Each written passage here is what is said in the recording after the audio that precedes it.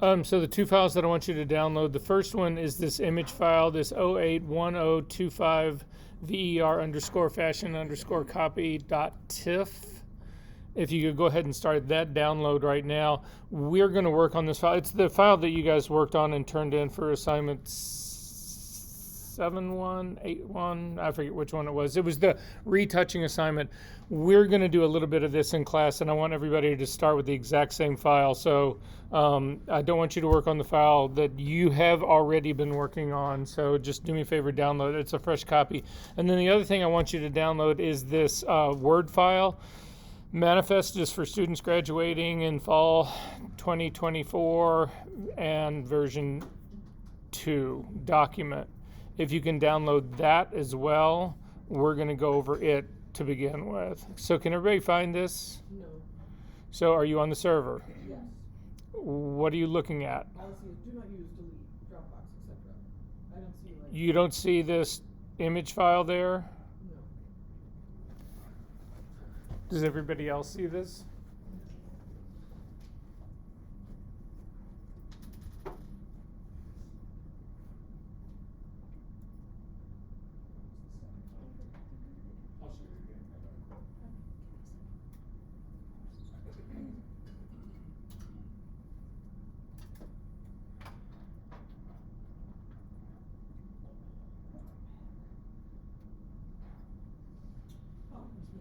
When it gets listed like that, but anyway, it's this image file right here and this Word document right there.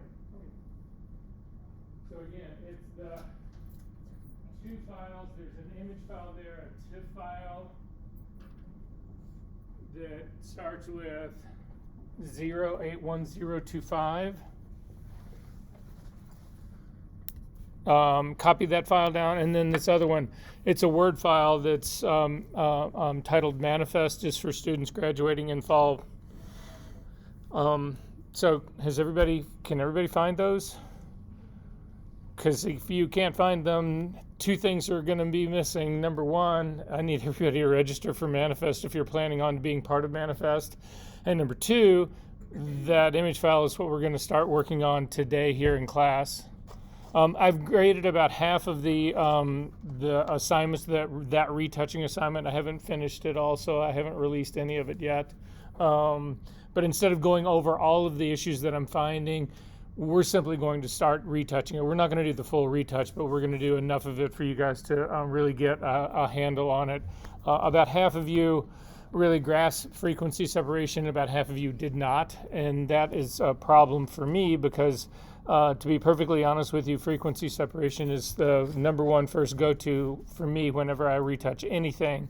And I think most professional retouchers would agree. It's their first approach. And so it's really important that you guys understand what it is and how you work it and how you can use it and how fast it is and all the above. Okay, so has anybody not downloaded these two files? All right, I want to start with the Manifest is for Students one first. If you could just double click on that and open it.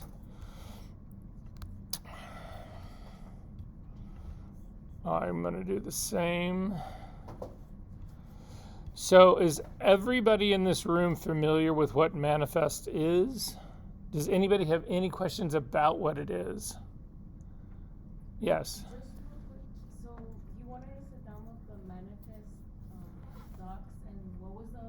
So the other file is the image file that starts 081025. Found that one? Yeah. Okay. So if you can open up the Manifest one first. So this is basically an explanation of what it really is. So it is the exit exhibition for seniors who are graduating either this semester, this summer, or last fall. So all of you guys are still here, so you didn't graduate last fall, but had you, those are students can actually be a part of this Manifest as well. So it's going to be held at the photo studio. We are trying to determine how much space. Typically, you get 36 to 40 inches of space on the wall in the photo studio to hang your work. And anyway, it's an extraordinary celebration. It's a great thing. I'm hoping everybody in this room who is graduating takes part in this. So anyway, that's what this is all about. I'm not going to read through all of this stuff. You can actually do all of this part. But what is important about this is that there's a series of deadlines that are in here. And the first deadline that's up at the very top, that's the important one, is at 5 o'clock this Friday, April 4th, is the deadline for registration for Manifest. Now, all that means is that you need to say you're going to do it. That you don't have to submit work, you don't have to do any of that part yet. But at any rate, there is a link that says register here. I want everybody to click on that link and hopefully go to the registration website.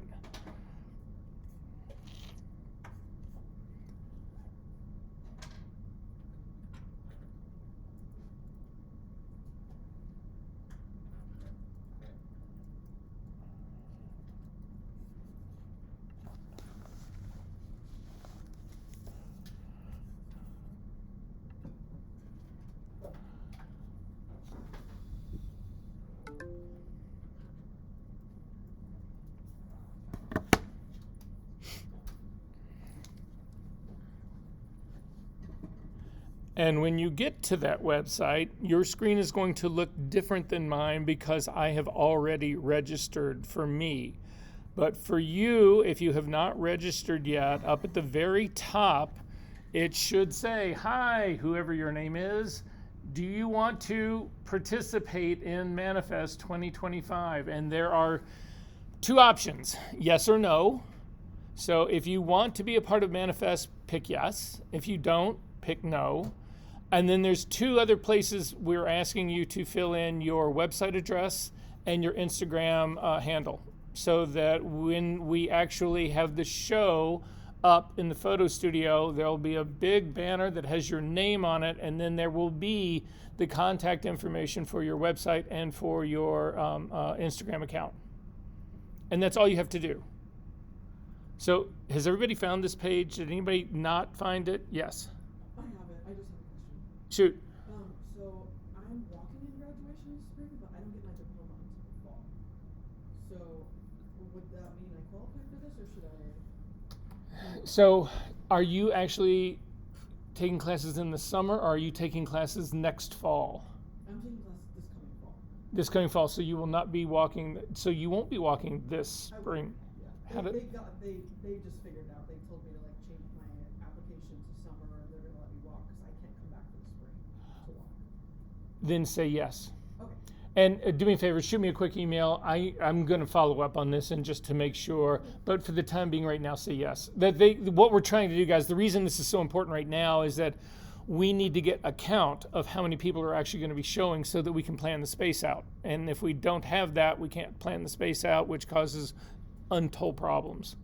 So, has everybody gotten this and either hit yes or no, or were we all good on this part? Okay, great, thanks. If you have friends who you know who are also graduating and you think that they should also be a part of this, please encourage them to go to this thing, to this website.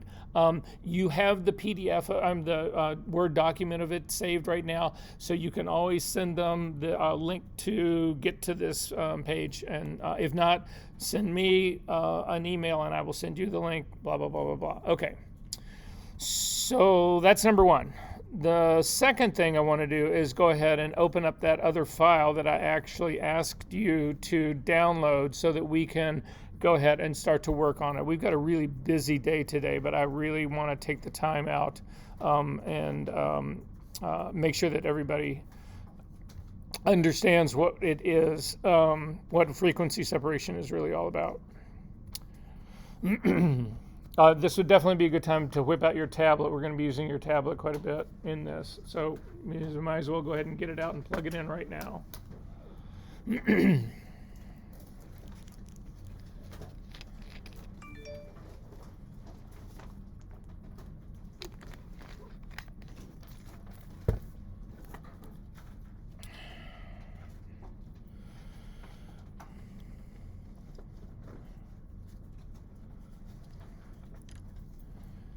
Okay, so This is basically just a file that it was something that when I went and demoed the 3 ways to knock stuff out to show you guys. I've cleaned this up. One of the things that nobody really did was actually do any sort of choking on the edges of the face here. This has all been choked and cleaned up, so that part's actually pretty good. Also, there was a lot of people who did not completely remove the spill from the hair. To actually check that, I want you to turn on, does everybody have this file open? Maybe not? Yes, okay. Turn off the new virgin layer at the very top just so that we can take a look at the one that's underneath it. With the one that's underneath it, eyeball turned on, if you hold down the shift key and click on the mask, it'll turn it off and you can actually see where the spill removal has been painted in. And so you can spot areas like this. If you take a look at sort of like roughly about 3 o'clock on her head, you can see there's an area in here that's showing a little bit of green. That's a weak area right here. Now you might not pick that up with the mask on. Again, if you hold down the shift key and click on the mask again to turn it back on, you don't necessarily pick up that there's spill there, but it is, and it's easier to spot when you've actually got this turned off. So I'm going to hit the B key to get a brush. I'm going to click on the pixel layer itself. And then I can fix this. I'm going to set the color of my brush, the blending mode of my brush, to color. Make sure it is a completely soft brush. 100% opacity, 100% flow, and then I'm just going to hover over some color of her hair right around that area. Hold down my Option key to click once. That will sample that color. It loads that color of her hair as my foreground color, and then I can simply paint across this area and it takes care of it. Then if you hold down the space bar, you'll get the hand and you can actually move around to make sure that you actually have spill that's been removed everywhere. And you can see in my case it has. Now if we go back to that same 3 o'clock area and you hold down the shift key and you click on the X, when I look at this, I'm actually seeing just above her ear, there's some spill removal that's really red. It's right above her ear on the right-hand side. That's the wrong color. When I did this, I had sampled the wrong color. I don't know what it was, but you can fix this. Again, remember, we're just changing color. So if you go to the area just above that, and I'm going to sample the color of her hair just above that. So I'm going to hold down the Option key, click to sample the color. You can paint over that red mistake again and you'll see it just goes away. So it's just something to keep in mind that when you're looking at this, if you end up with the wrong color, don't worry about that one too much. Now, we've changed this image now. We've actually removed a little bit more spill. So I want you to throw away the new virgin layer that's on the very top of this because it's not the correct one now. We've already made changes. So simply throw it away. And then with the top layer selected, again, you should have the white layer also selected as well. We are going to do a merge stamp version of what we see here. To do that, hold down the Command key, again, Control key for Windows people, Command key, Option, Shift, and hit the letter E. That will give you a merge stamp version. It puts the white background and this figure together in a single layer, which is what you want to do before you start to do your split work. So I'm going to double click on that and I'm going to rename it NV. That's abbreviation for new virgin. At this stage of the game, I would save my work up to the file menu, down to save as. It'll open up. In my case, it's a TIFF file. You can save this as a TIFF file or as a Photoshop file. It doesn't matter. They both will do the exact same thing. And then wherever you want to save it. So for me, I'm saving this to my TOS folder. And I am going to replace the version that I had, and I am not going to compress it, and we are off to the races. So is everybody good on this? Everybody have a new version? Okay, so now we are going to split this. So to do it, to begin with, you need to make 2 copies. Oh, by the way, just make sure the recipe that we're using here, I actually had some people turn in 16-bit files. And if you have a 16-bit file, the recipe you use for the split is different than what we use for an 8-bit file. So there is that PDF that was in our session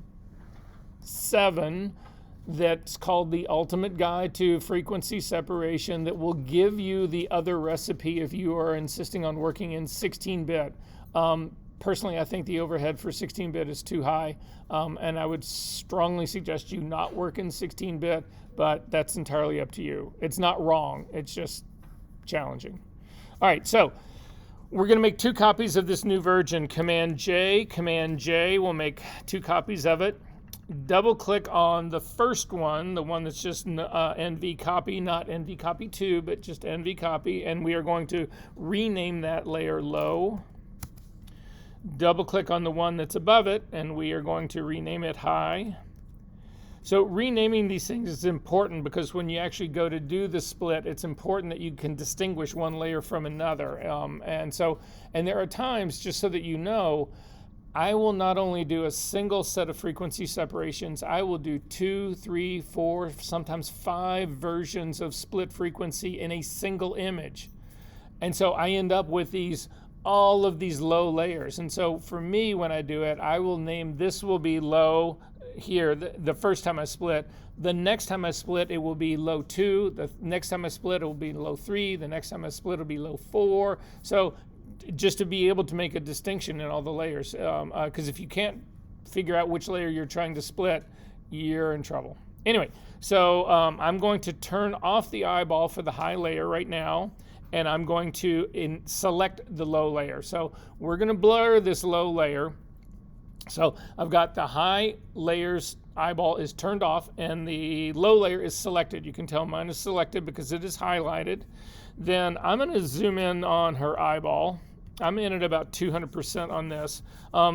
Sometimes I'll go back out to 100%, but usually this is about where I am. It depends on the resolution of the image, to be perfectly honest with you. But for this image, it'll work out pretty well. And then I'm going to come up to the filter menu. And actually, before I do this, no, I take that back. Up to the filter menu, down to blur, down to Gaussian blur. And I'm going to crank my Gaussian blur all the way down. So I'm going to come down to, in this case, it'll actually go down to a 0.1. I'm going to select that, and I'm going to just type in I'm just going to hit a 1 on my keyboard. So this is the blur radius of 1. I don't think that's enough, so I'm going to hit the delete key and hit 2. And again, what I'm looking for now is the obliteration of texture. So I'm looking at this area that's under her eye, and that's sort of like pebbly skin in there. That's what I'm looking to get rid of. That to me is texture. And at a blur radius of 2, I can still see that. So delete key and go to 3, still there. Delete key and go to 4, still there. Delete key and go to 5. And at 5, that texture is pretty much gone. So that's what I'm going to do for my low layer, and I'm going to simply say OK. So did this work for everyone so far? If you get lost, please stop me. I'm going to quit asking now if everybody's on the same page now. Just stop me, okay? I really want, this is one of those really critical things in this class for you to get a grip on, and so I don't want to cheat you on that.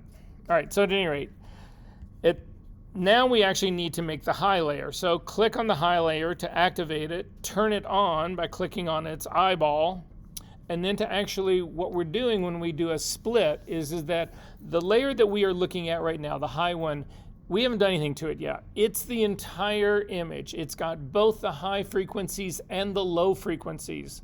The image that's underneath it is the low frequencies by themselves. And now remember, high frequency is texture and detail. Low frequency is color and tone. So we've got the low layer that is only color and tone now. We've got the high layer that at this point is both. We need to remove the low layer information from it, and what will remain will be just the high frequency information. Does that make sense, everyone? All right, so to do that, make sure that the high layer is active. Come up to the image menu, down to apply image. And in the dialog that opens up, you want to click on the layer, so not on the source. At the source at the very top is your image. Under it is layer. Click on that drop-down menu, and you want to come down to low. You can leave the channels as RGB. You do not invert this. In the blending, you can't pick the target. That's already decided for you. In the blending mode, you want to click on that drop-down menu and bring it all the way down to subtract. And then finally, 100% opacity, a scale of 2, and an offset of 128. And your image should look like a high-pass filtered image. It should be this kind of grayish color. And then say OK. So this is now the high frequency information. So this, you'll see, there's no color in this. It's all gray. And detail. I mean, it's grayscale basically, and detail and texture. That's what has remained up in here. You can actually see all that texture, the pebbly skin underneath her eye that I was trying to get rid of. It's sitting right there. So this is the advantage of this, is that now I can actually do things to that texture without impacting the tone or the color that is underneath it. This is the problem that you run into when you're trying to do all of this work using the clone stamp tool and the healing brush tool on a pixel layer that has not been split, is that you change both. You change the texture and you also change the color.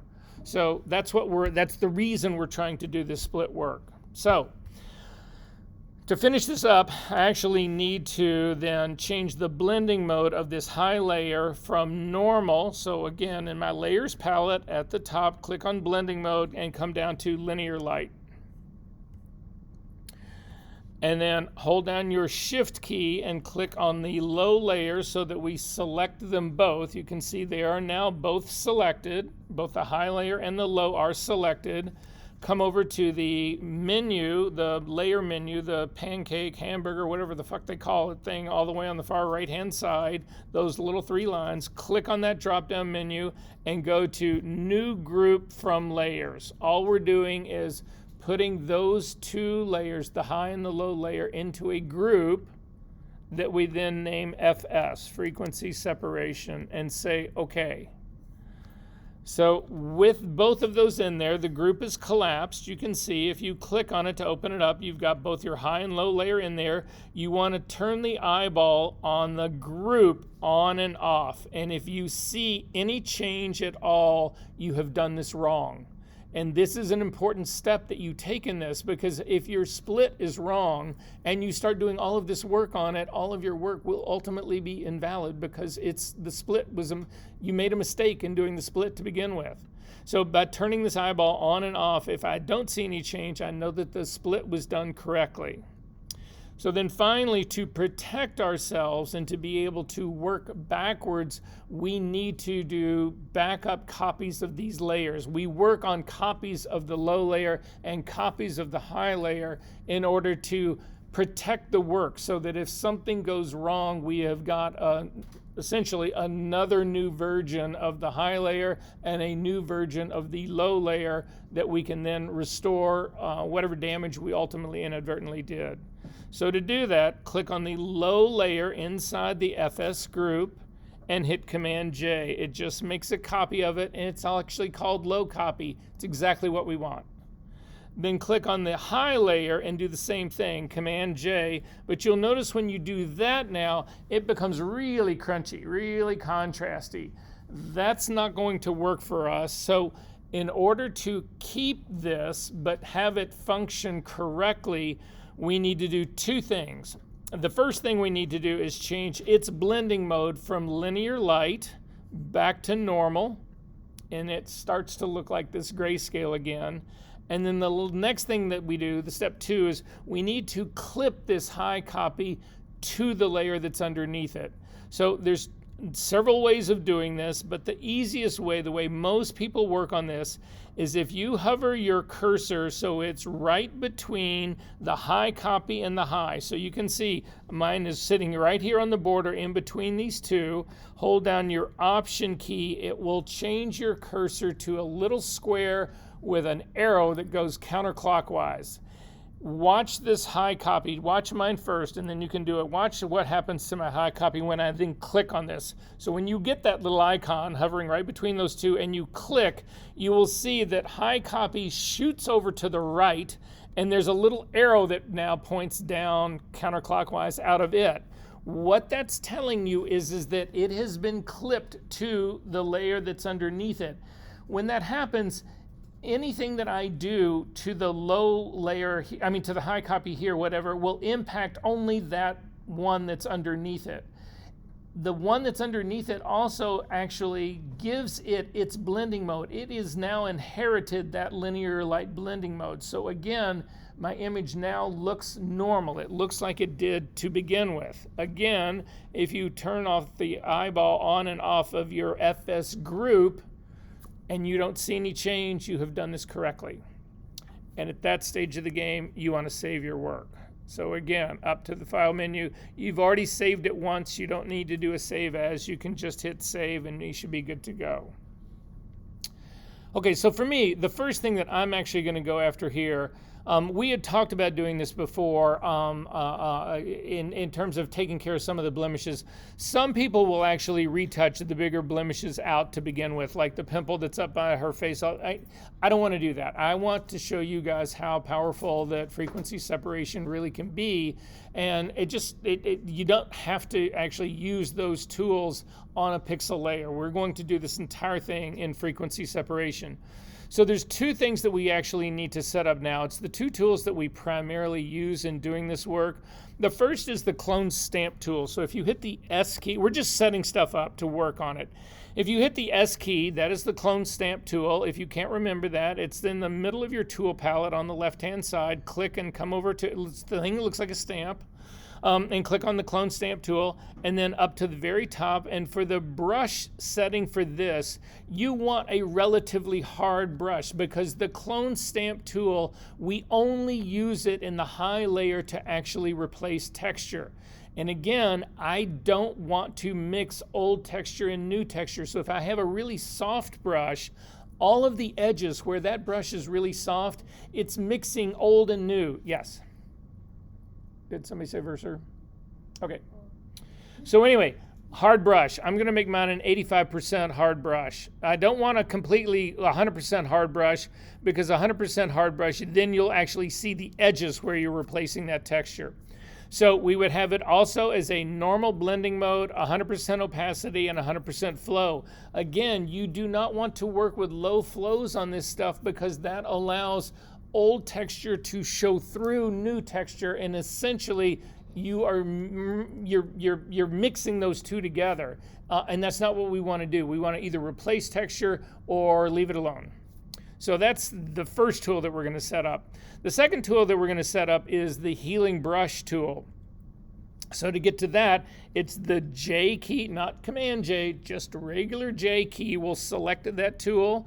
Or again, it's two tools above the clone stamp tool. If you click on this flyout menu, we are not going to use the spot healing tool. We are going to use the healing brush tool. A lot of times I will also use the patch tool in this, but those settings are not something that we can deal with right now. We want to actually select the healing brush tool. And then again, up to the very top on this drop-down menu, you want to keep the hardness at about 50%.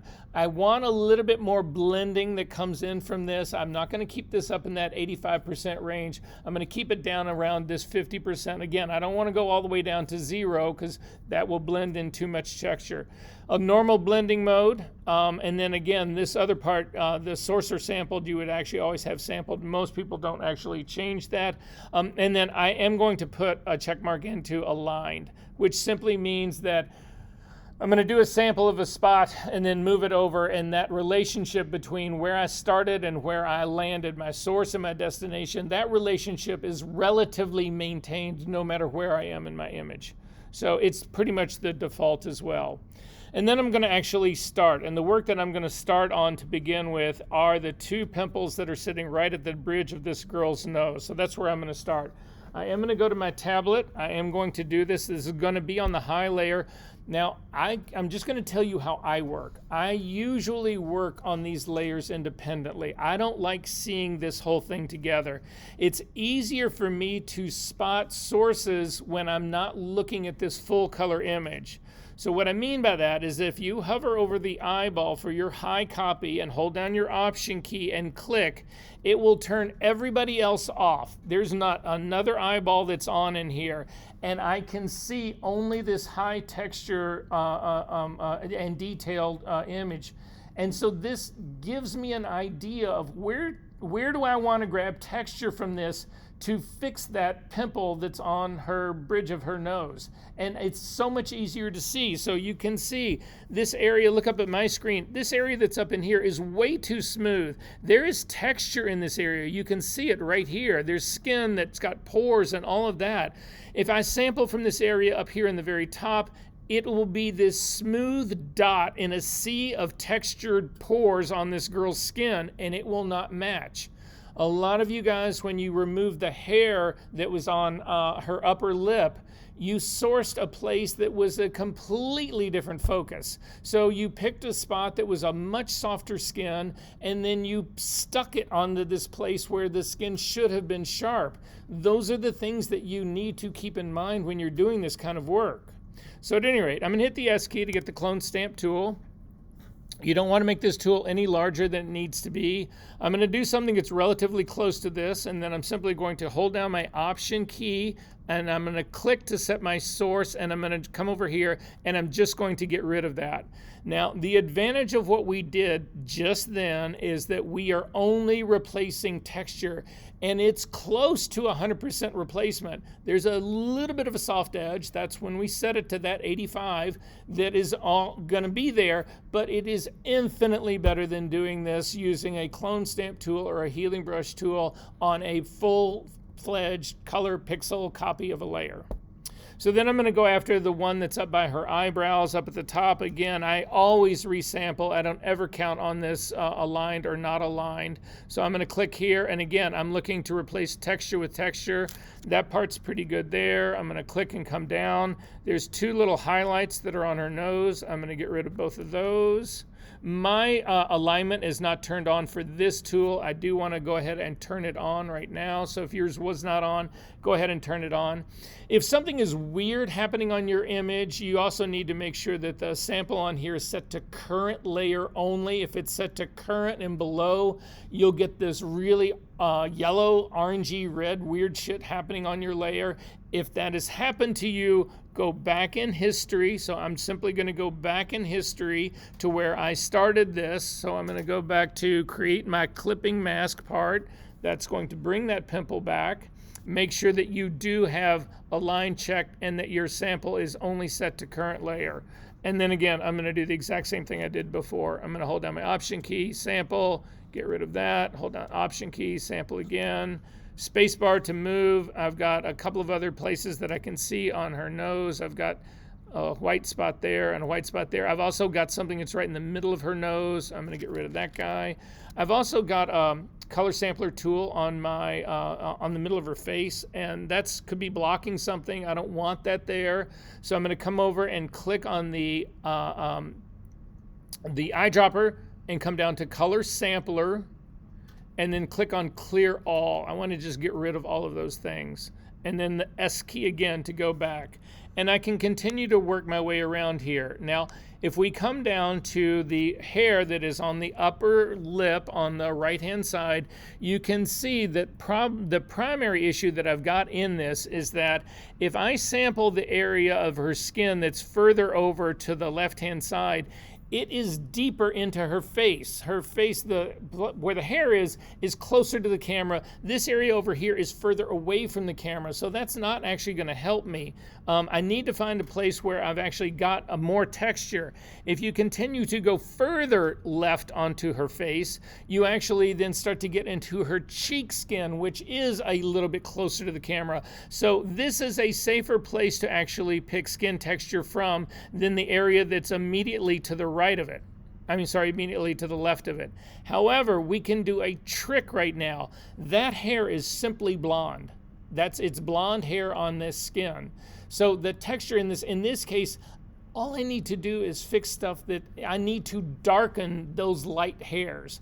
I don't want to screw with anything else on the skin texture that's around this. So to restrict that, I'm going to change the blending mode of my healing brush from normal to darken. All this will do is anything on this, wherever I sample over here in all these lighter colors, it's simply going to darken this down, the hairs down. The rest of the skin here, it should leave unchanged.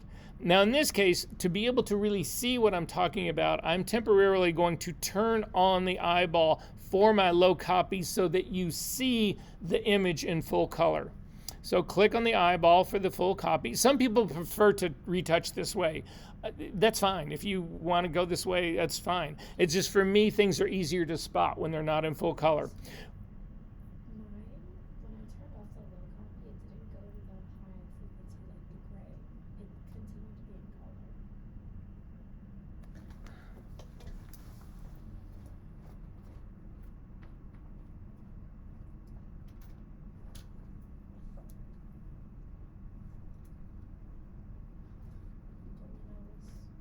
Okay, so if you only want to work on the high layer, hold down the Option key and click on that eyeball. And that's just it. Okay. If you want to where I'm at right now, click on the eyeball down here. Don't click on the Option key because that will turn everybody else off. Click on the low copy now.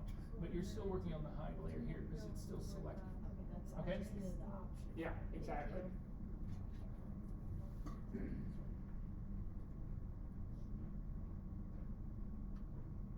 Okay.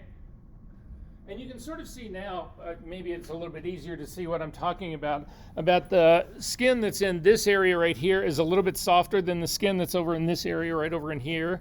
Actually, the skin that's really right next to her right here is the sharpest. So that's the one that I'm going to go after, is this stuff right in here. So I'm still working on my high copy. Again, I'm only working on the current layer. I'm still using the healing brush tool, the clone stamp tool, but I've got the blending mode now set to darken. So when I sample up here, so I'm going to sample, take a look at my screen to see where I'm sort of like talking about. There's a small sort of like pimple area thing that's sitting right above this. I want to get rid of that. I want to actually get rid of, I want to have a good area of good skin to sample from, and there's an issue that's right here, so I'm going to get rid of that stuff first. So I'm going to hold down my Option key, click and sample right underneath it, and simply get rid of that. You'll see that the little darker dot now is still there, so I'm going to hit Command Z to undo that, and I'm going to change my blending mode back to normal so that I can get that whole thing first, and then once I get this sampled area, my source area, cleaned up and fixed, then I will change my blending mode to darken to only go after the little hairs that are on her face. So for the time being, I'm going to, again, resample and get rid of all of that, and the area that's right above it, and the area that's right above it. And then there's another, sort of looks like a freckle, a little bit below, so as we're starting to work our way down, I'm going to get rid of that guy as well. And that did not do what that is doing what I wanted to do. So anyway, this now is going to give me a better area that's in focus to get rid of all of these small little hairs. So now I am going to change my blending mode of my brush to darken, and I'm going to sample a small area over here, and then I'm going to come over here and to start and paint, and you can see that it's actually darkening my entire image, and I have no idea why that's happening. So I'm going to hit Command Z to undo that. I'm going to go back to normal. My Photoshop has been whacked out like you can't believe. The weirdest shit's been happening to me, so I have no idea what's going on. I'm going to go back to normal here because I'm not going to spend all of this time screwing with this part. And you can see that this allows me then to simply go through and get rid of all the small little hairs on the side. You can see that the area here is still darker. Again, the darkness here is in the low copy. It's not in the high copy. It's not where I'm trying to get rid of these hairs. So I'm simply going to continue using my Option key to reset my sample and just work my way slowly through this to get rid of the hairs.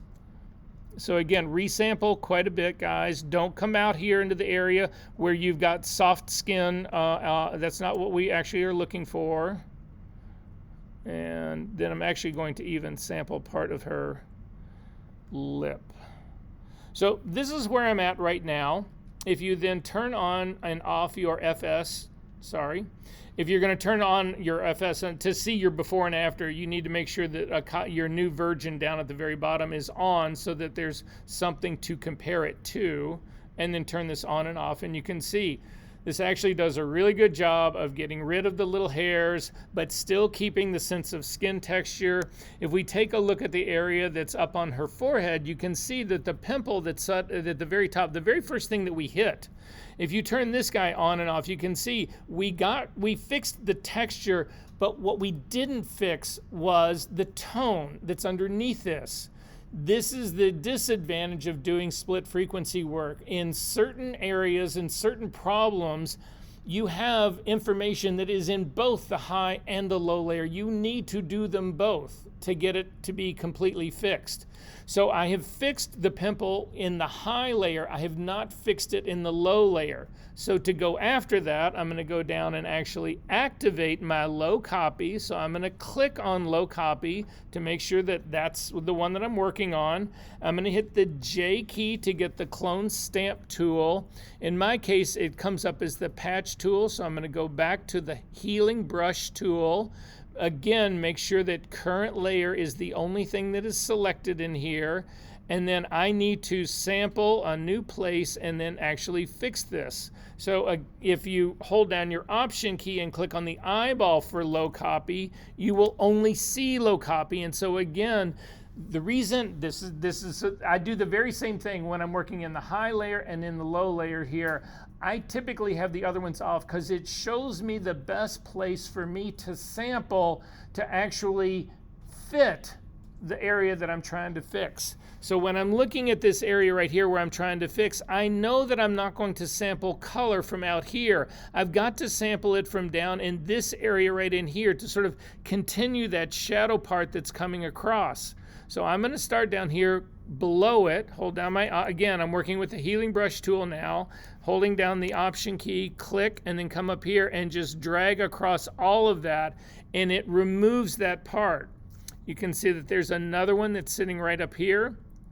Now, if you then turn on your high copy eyeball, you can sort of see, did we fix this? Yes, we did. Again, if you click on the eyeball for the entire frequency layer group, make sure that you have your new version at the very bottom turned on. You can actually see that we have fixed this, but look at this. Zoom into this area right here where that pimple was. There is no way you see any change that's happened in this. All of the texture is there. All of the tone is still there. All of those parts are still there. It's not like you hit this thing with some club of a clone stamp tool or a healing brush tool on the whole 9 yards. Is this making sense what's going on here? So that's how I would do this part. So that gets you through basically dealing with the pimples and those sorts of things, the hairs, all that. So far we've really focused on the high layer. So now I want to focus on the low layer work because in many ways well, I can't say one's more important than the other, so I won't say that. Anyway, so I'm going to zip back out. We're going to do some low work here because it's the part that a lot of people messed up. I'm going to go to the area that's underneath her eye. That's where I'm actually going to start on this. So to do this, I'm going to go to my low copy. Make sure that your low copy is turned on. I'm going to hold down the Option key and click on the eyeball for low copy so that it turns everybody else on. And in this case, I can see this line. I can see this the shadow that's going under her eye, the sort of like the black part that's underneath her eye. I can see where the problem is. Now, the tools that you use to work with in the low layer, again, there's a myriad of them. The healing brush tools are a really good group to work with in here, but so is the mixing brush, and so is the just regular brush. Most people that I know go after using a regular brush because it's easier to control.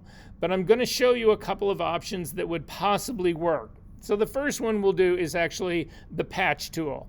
So if you go back over to the healing brush tool on the toolbar on the left-hand side, click on the drop down and come down to patch tool. We can actually circle this entire dark area that is of this. And we can then click and drag out and let go, and you can see it softens that transition up, which is what I'm really trying to do. So that's the patch tool. If we then hit Command Z to undo this, turn on the eyeball for your high copy just so that you can watch this in real time. I'm just going to do the exact same move. I'm not selecting the high layer. I'm just showing you what it looks like here. So we're still working on the low copy. I still have the outline going. I still have the patch tool selected, and I'm going to click and drag down and let go again. And you can see it softens that whole thing up. The trick to this is not to take your retouching to the point that it's no longer believable. This is now still pretty believable for me. I'm going to hit Command D to deselect, and you can now see again, if you turn on your new version down at the very bottom so that we can do a before and after, and then click on the eyeball for frequency separation, you can see this does a really good job at just lightening that part up. Yes?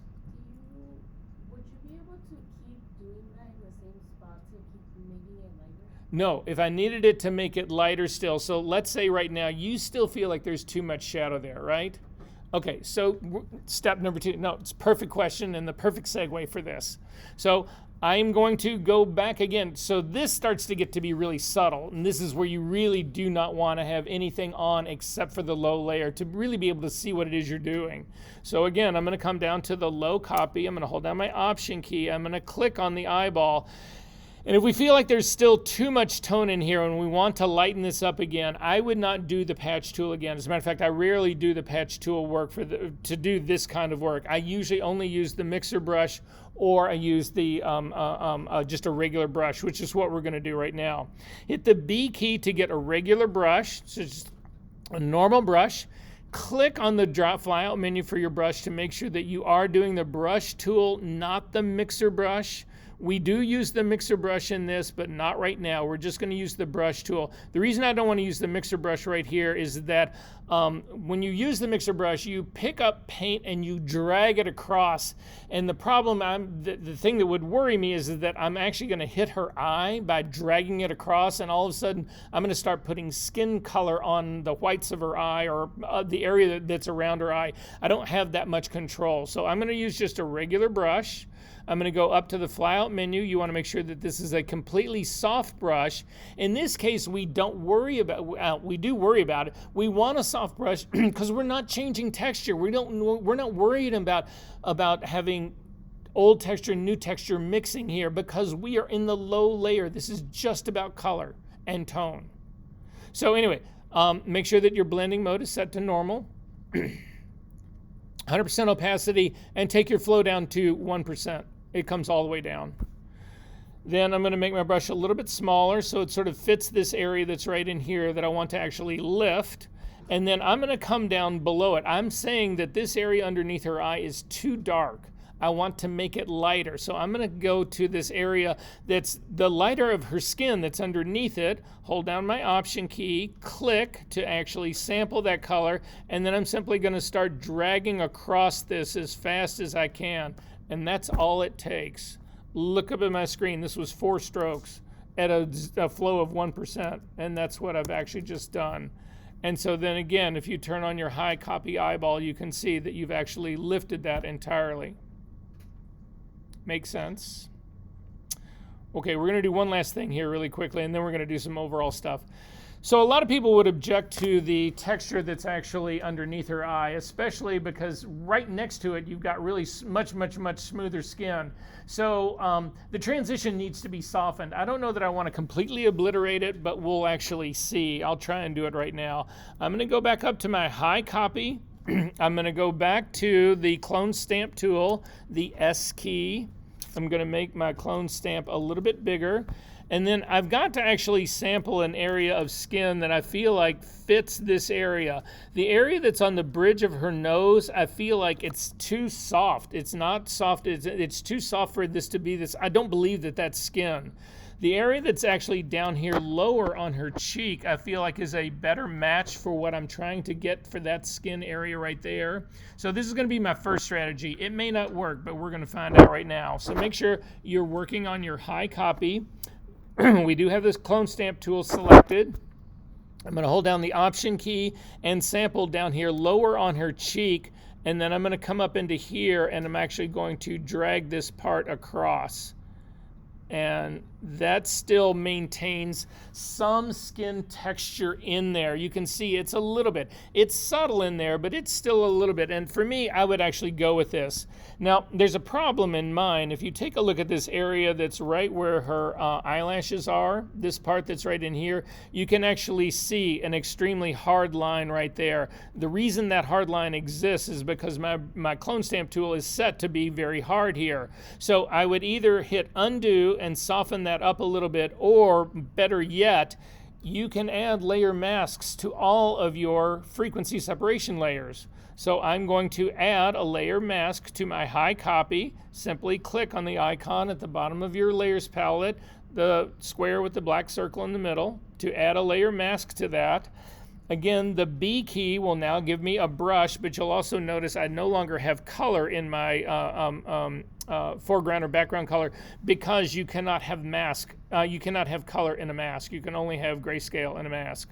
So I want to bring this back a little bit. I don't want this edge to be so hard here. So again, I'm going to make sure that my brush here is a soft brush. It is, because it's a regular brush.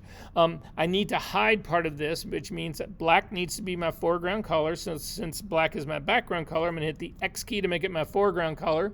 I can bump up my flow on this a little bit, so I'm going to bring my flow up to somewhere around 30. You don't need to keep it quite so low on this. And then I'm just going to, working on my layer mask with black, I'm going to hide this edge. That's all I'm doing. So I'm just going to drag across this a little bit like that, and I'm done.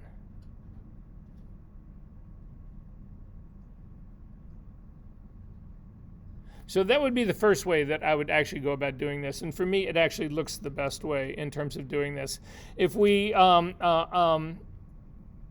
I should show you guys how to go back in time if you've made a mistake here. So take the layer mask that you just had and throw it away if you've done this. I'm going to show you how to recover, why we've made all of these layers. So again, when you get this thing, I threw the layer mask away, and you get this dialog that comes up and it says, do you want to apply it, delete it, or cancel this?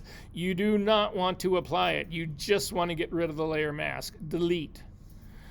So it brings me back to this problem. So I'm looking at this problem right here and I'm thinking, oh God, this is wrong, especially this edge right here. I wish I had this correct. What we can do now is we can actually use the high copy this is going to be so confusing now. We can use this one, the layer that is listed as high is a virgin. We haven't done anything to it. All our work has been done on the high copy. If you turn the eyeball off, you can see all of that texture is sitting there. It comes back. So I can go to this layer and grab that information and bring it back up into the high copy to restore what's going on. The problem in doing this is that I need to do it in perfect register. I need to sample a place in this high layer that is the virgin to then turn on the place, the high copy that is the mistake, and restore it. So it gets tricky, but this is how you do it. You need to make sure that your rulers are showing. If your rulers are not, come up to your view menu and come down to rulers and put a check mark next to the rulers. And then we're simply going to drag a ruler out to make an X on our image. So I'm going to zoom in really tight to my image. So I'm zoomed in about 400%. I'm going to click on the top ruler and drag down. And I typically do this on a relatively light spot so that I can see it. And then I'm going to click on the ruler that's on the left-hand side and drag over. And I'm just giving myself a target. I'm actually going to zip in even more. So I'm in at like 500%. And you can see I've got a cross that's sitting right here. So what I'm going to do now is I'm going to turn off the eyeball for high copy. I'm going to select high. This is now the copy of my split, the high copy that has all that texture on it. I'm going to hit the S key to get the clone stamp tool. And this is one of those options. We talked about this earlier. It's really hard for me. There's a X that's right in the middle of this clone stamp tool, but I can't see it because of this. It's trying to show me what a preview of the clone would already be. So I'm going to come up to my window menu, down to clone source, and I'm going to temporarily uncheck overlay so that it doesn't show up, so that I can see where the X is. Because what I need to do is I need to set the source perfectly with that X right in the middle on those guidelines. And then when I come up to high copy, I'm going to hit the destination at exactly the same spot.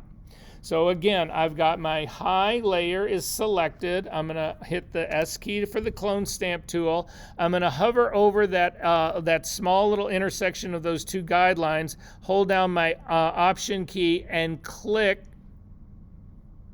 to set that as my source.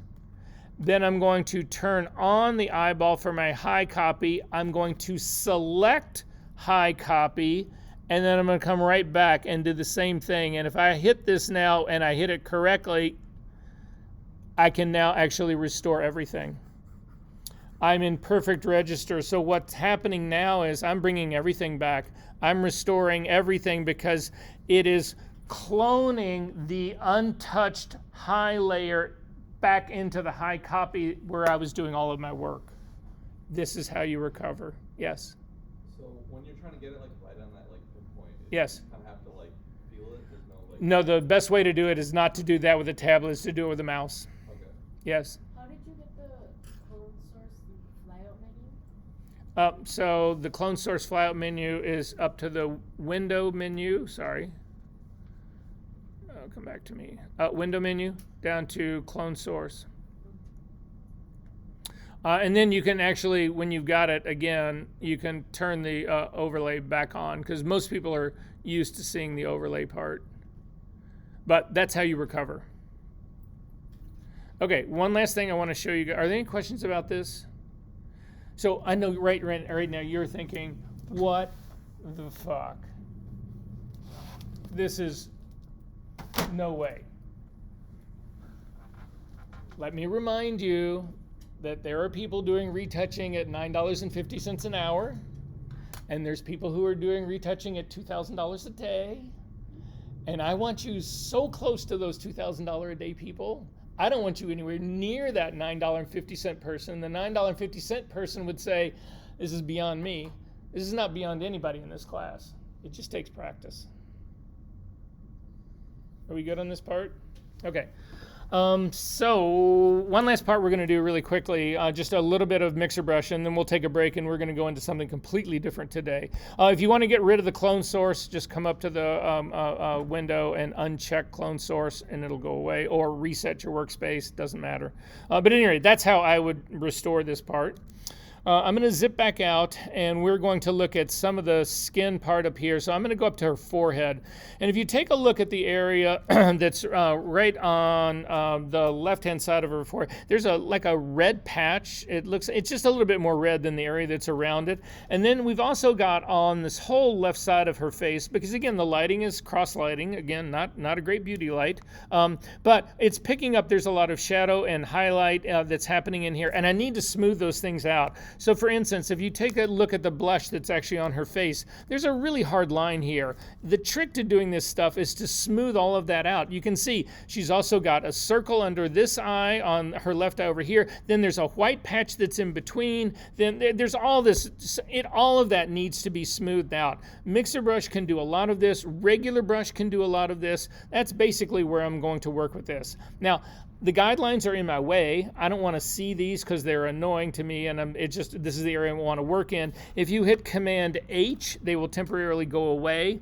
If it is the first time you've hit Command H, you will get a dialog box that opens up and says, do you want to hide Photoshop or do you want to hide extras? You pick extras. So what are extras in Photoshop are guidelines, marching ants, the eyedropper points that you put down. All of those are extras, and all of those will be hidden. However, they don't go away. If you hit Command H again, they come right back. If you want to get rid of the guidelines, you come up to the View menu, down to Guides, and over to Clear Guides, and it'll get rid of them.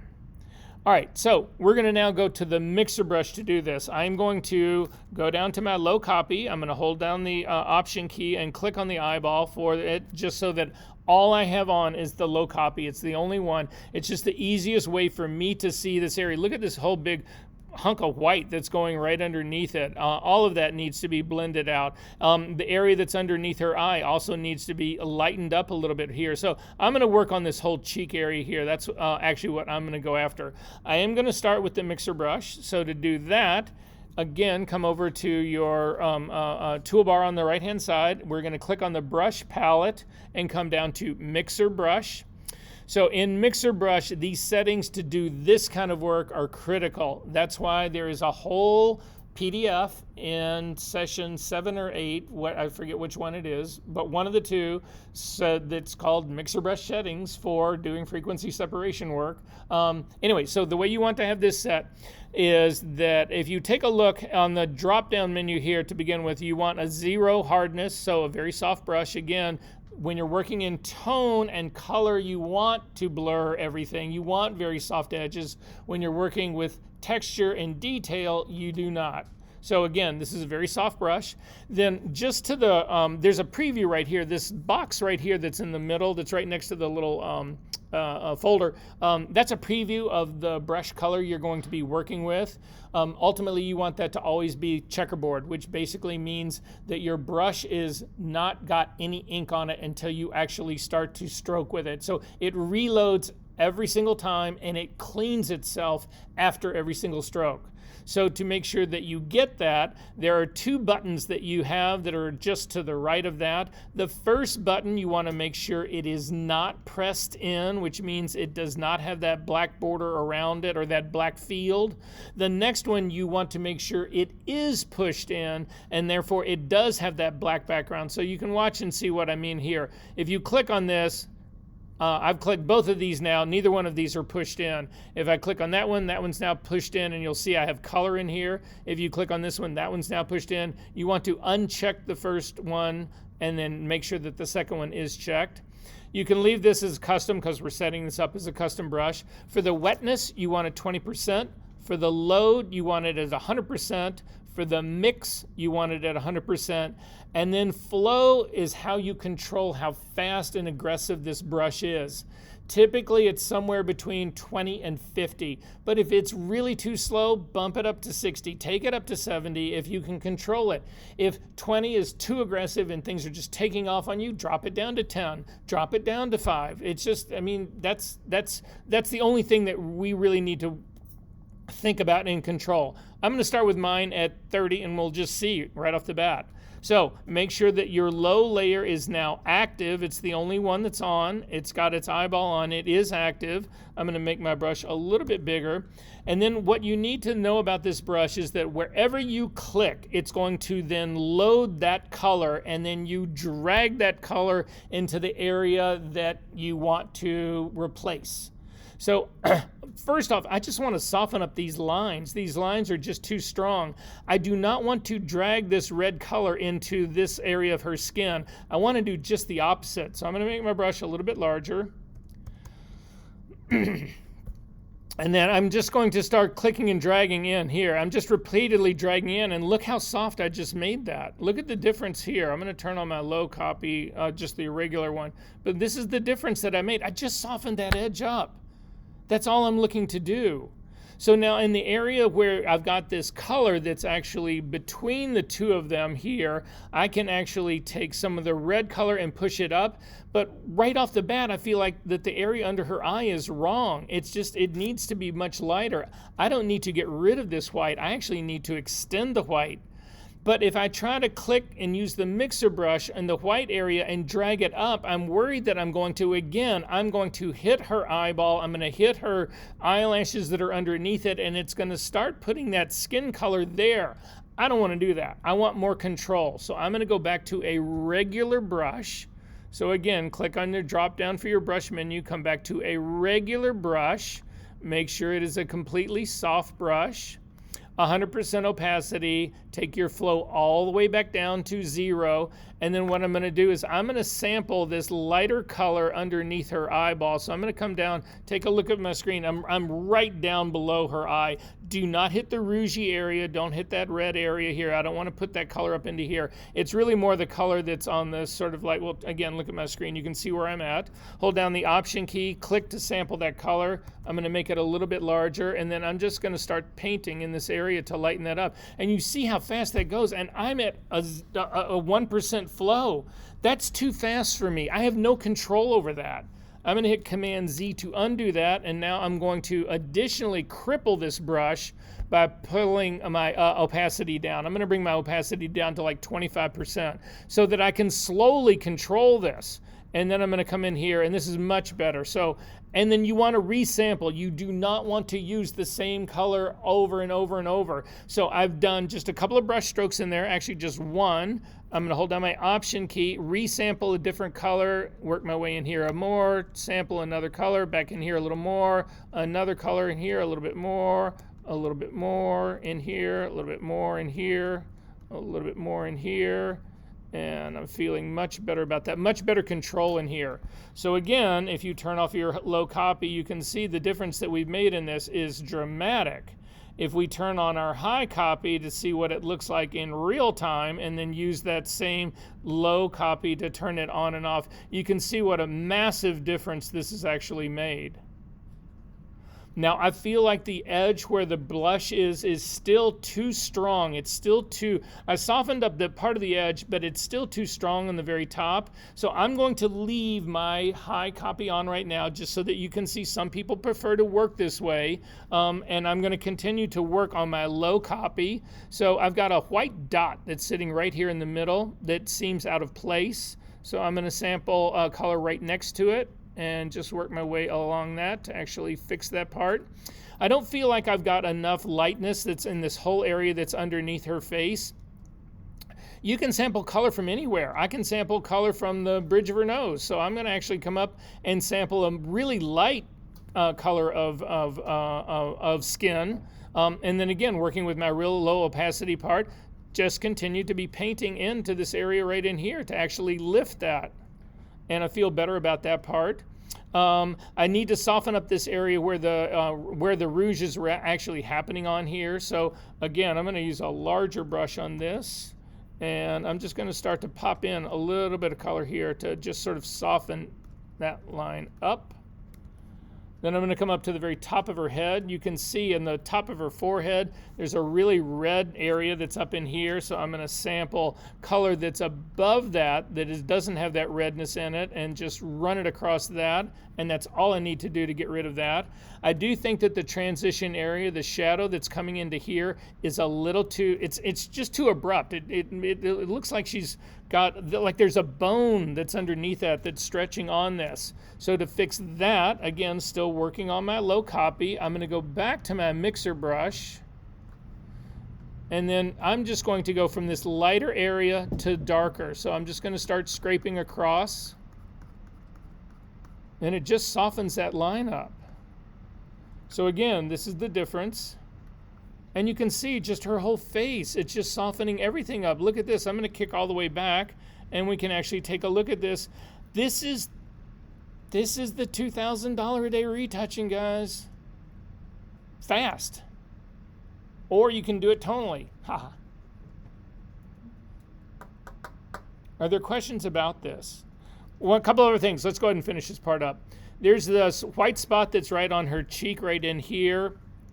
And then there's this whole much darker area, the area that's her mustache part, and that whole, it just looks bruised down there. I'm going to sample. I'm going to go back to a regular brush.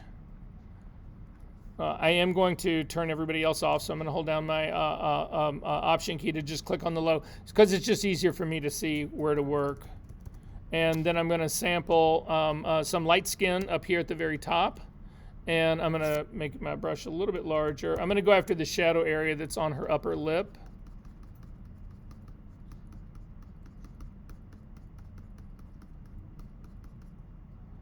And pop that in a little bit there. And then this area right in here, I think it needs it might need to be just lightened as well. That was a mistake. That actually needs to be darkened.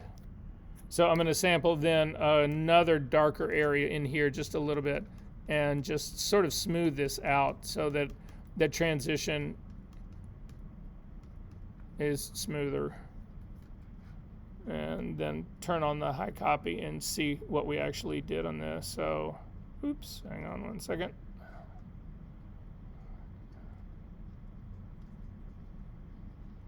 Yeah, it feels smoother in there.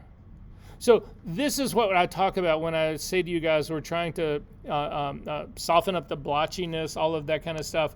It's we're just trying to smooth this stuff out. We're trying to make those transitions. It's not that they're wrong. We're just trying to make them not so abrupt and not so hard-lined. Questions about this? Yes? Well, I have two. So when it comes to like choosing the retouching, When it comes to choosing what? like what retouching you want to do, like tonal or the split frequency, like is there a certain image that you would recommend, like either process? My go-to always is this, and you should know about this. It's the whole layer order that we work in as well. The stuff that we're doing right now is considered pixel work, right? Tonal retouching always comes after this, right? So for me, this is 90% of what I do when I'm doing retouching is frequency separation. That's why I wanted to do this again with you guys today. When I get into the tonal retouching stuff, one or two things. One is that if I've got 2 weeks and I'm being paid a fortune to do it, then I will go after it tonally, right? That doesn't happen to me. I'm too expensive. Nobody pays me to do, because I charge my photo fee and that's way above a retouching fee. So anyway, that's not an option, right? But even for myself, this will get me so much of the way there, right? But then there's certain things that you have to be even more subtle about, and tonal retouching is just, I use that in addition to this.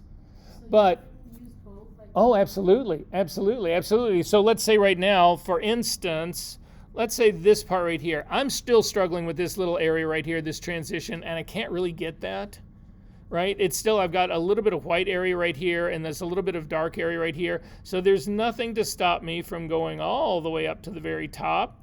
Click on my FS group at the top because I want to put my tonal retouching on top of it. I don't want it inside that group. Hold down my Option key, click on the Add a New Layer, call it Tonal Retouching. This would be large. Again, click on your mode, change it to soft light. Click on the box to say fill this with neutral color, say OK to that.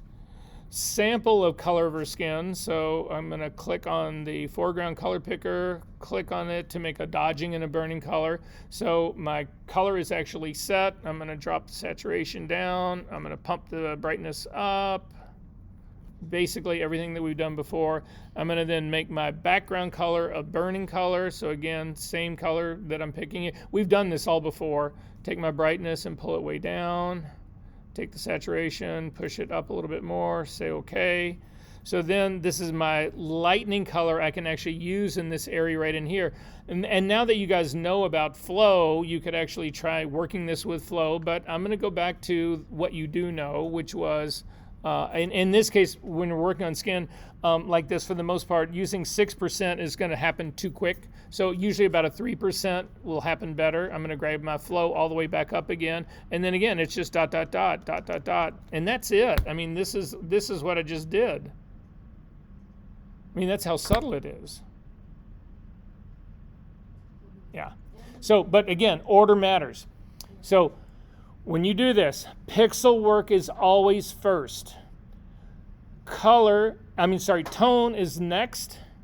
Color grading. So when we talk about color, what you're talking about is specifically shifting color for one reason or another. You should start out with good color. Good color should be happening in camera raw. So we should not be fixing color here, but that doesn't mean you can't color grade here. So color grading would be, oh, I want to do split toning. I want my shadows to be bluer. Or, I mean, you've got a real direction for how you see it. Cinema does, people in the movies do this all the time. You get those really sort of, again, the classic that's happening in fucking every movie I see right now is that they're blue shadows and really warm highlights. It all came from The Matrix. When the color grading for The Matrix happened, everybody is still stealing that. But that happens after, because you don't want that to be permanent. That may be fad and that might be in right now, but you want to be able to shut that layer off if you want to. And that's not, so anyway, that would happen after that. So anyway, pixel first, tonal. I don't even do color grading at that point. After that tonal, I would actually do liquefying, then color grading, because again, you want to be able to turn that off if you have to, and then finally sharpening for output.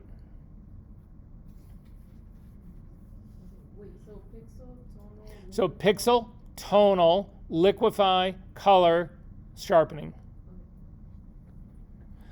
But that all being said, there's a ton of times where I will do pixel, tonal, liquefy, merge it all together, resplit, pixel, tonal. I mean, it can go on, it can build and build and build and build. I try not to do that, but sometimes there's no choice. Other questions? Okay, guys, let's call this 2:20. Let's make it a hard 10, be back at 2:30, and we will jump into today's stuff.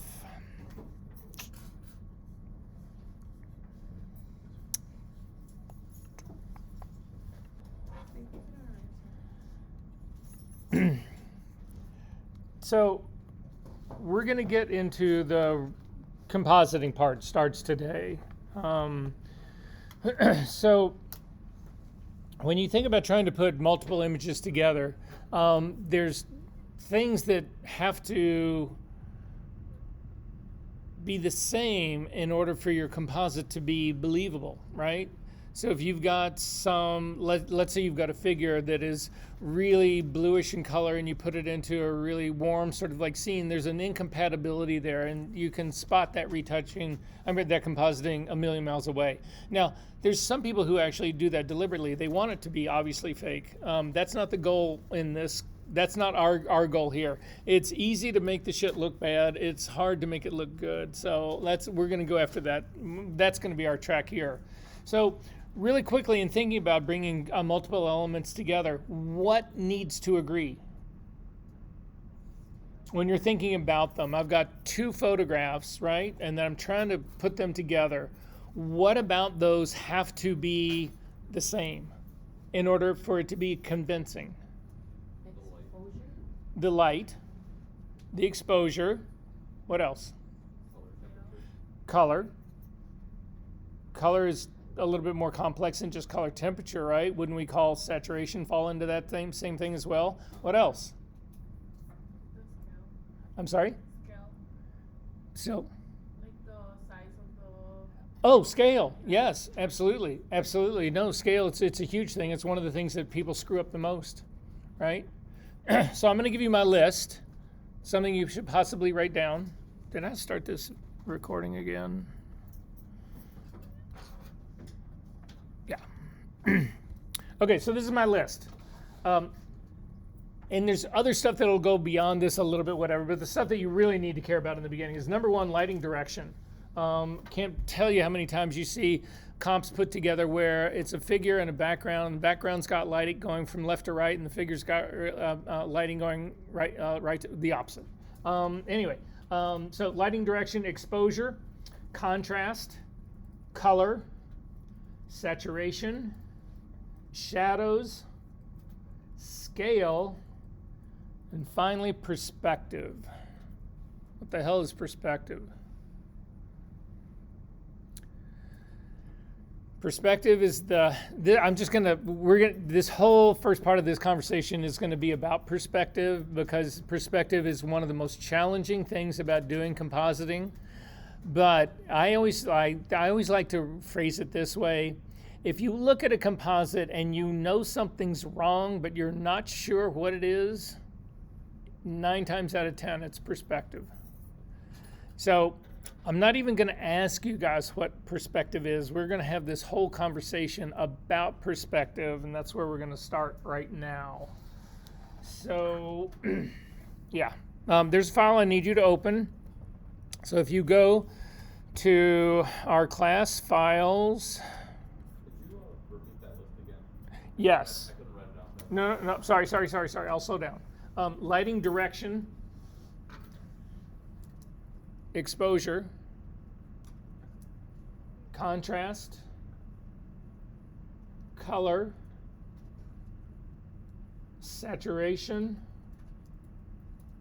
shadows,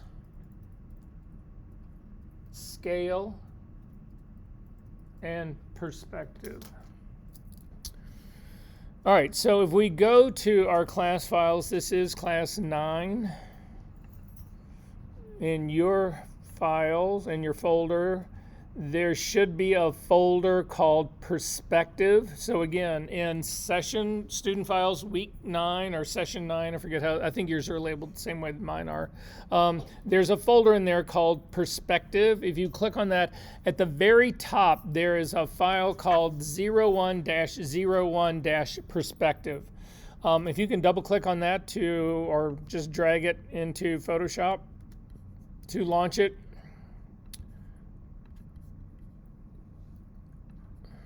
Come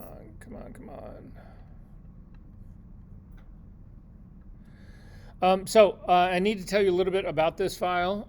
So there are, this comes from a guy, his name is Jesus Ramirez. He runs the Photoshop training channel. This is one of the 3 people that I actually follow on YouTube. He's an ambassador for Adobe. He's really connected. At any rate, this was a workshop that I took of his that was all about perspective. Perspective is an incredibly challenging subject. So anyway, this is his file. And I like to give him credit. I think he's an amazing guy, whatever. So I just want to make sure that everyone understands that this is Jesus's file. And you should, if you're going to follow anybody, this is one of the people that you should actually follow, I think, on YouTube. So at any rate, it goes by, so the Photoshop training channel is they shorten it, abbreviate to PTC.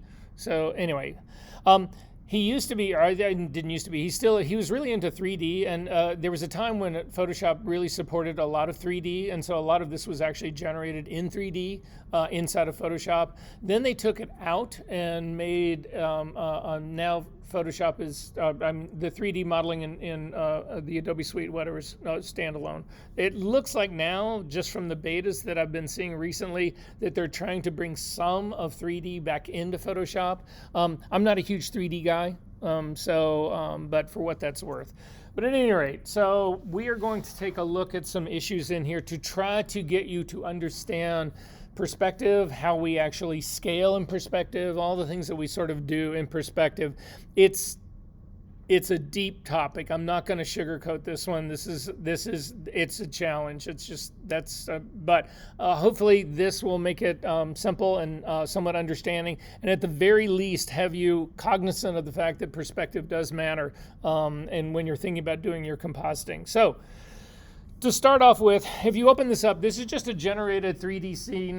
You can see there's a grid that's supposed to represent the floor, then there is sort of a sky in the background, and then there's a horizon line. It's where the sky and the background sort of meet. That's basically what we're looking at right here.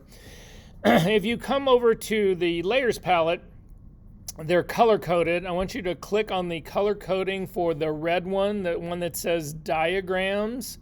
If you click on that one, nothing will happen, but if you click it open, so click on the little triangle to open diagrams up, I want you to then click on the very top one, this 1-point perspective, and you should see 3 cubes that come up onto this screen. So again, guys, this is a complicated one. I need you to stop me if I'm doing something up here and it's not working for you, shout out. I really want everybody to follow along on this, okay? So does everybody have the 3 cubes up? So did you click on the red group that says diagrams. And open that up. Yep. And then just click on the, wait, let's scroll up. Click on 1 point perspective icon, and it should have it. Okay. These are in perspective. And how do we know this? You know this by coming down underneath this 1 point perspective, scroll down in your layers stack, and you will see another grouping down here that says vanishing point. Click on that.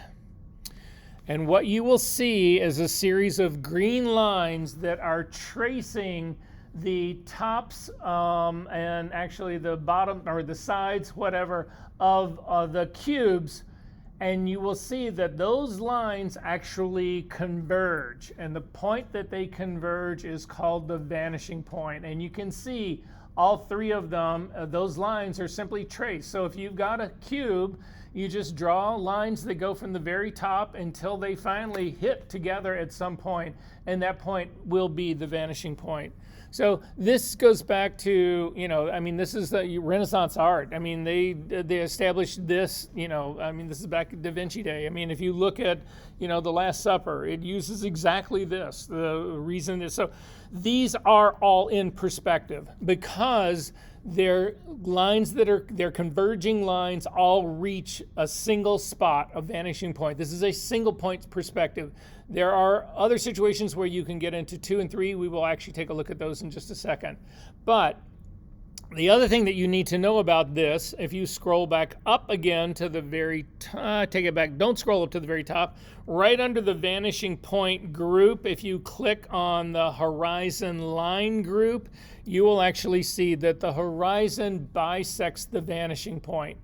So when something is in perspective, its converging lines reach a single point in the case of a 1 point perspective, and that point will always be on the horizon line. This is the first thing that you need to know about perspective.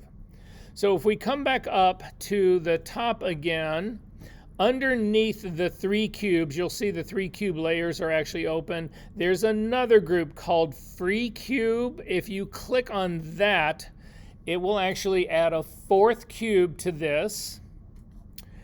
It also, if you click right underneath it, has vanishing point. Again, vanishing points do not all need to converge together, but they will all always converge into a vanishing point that is on the horizon line.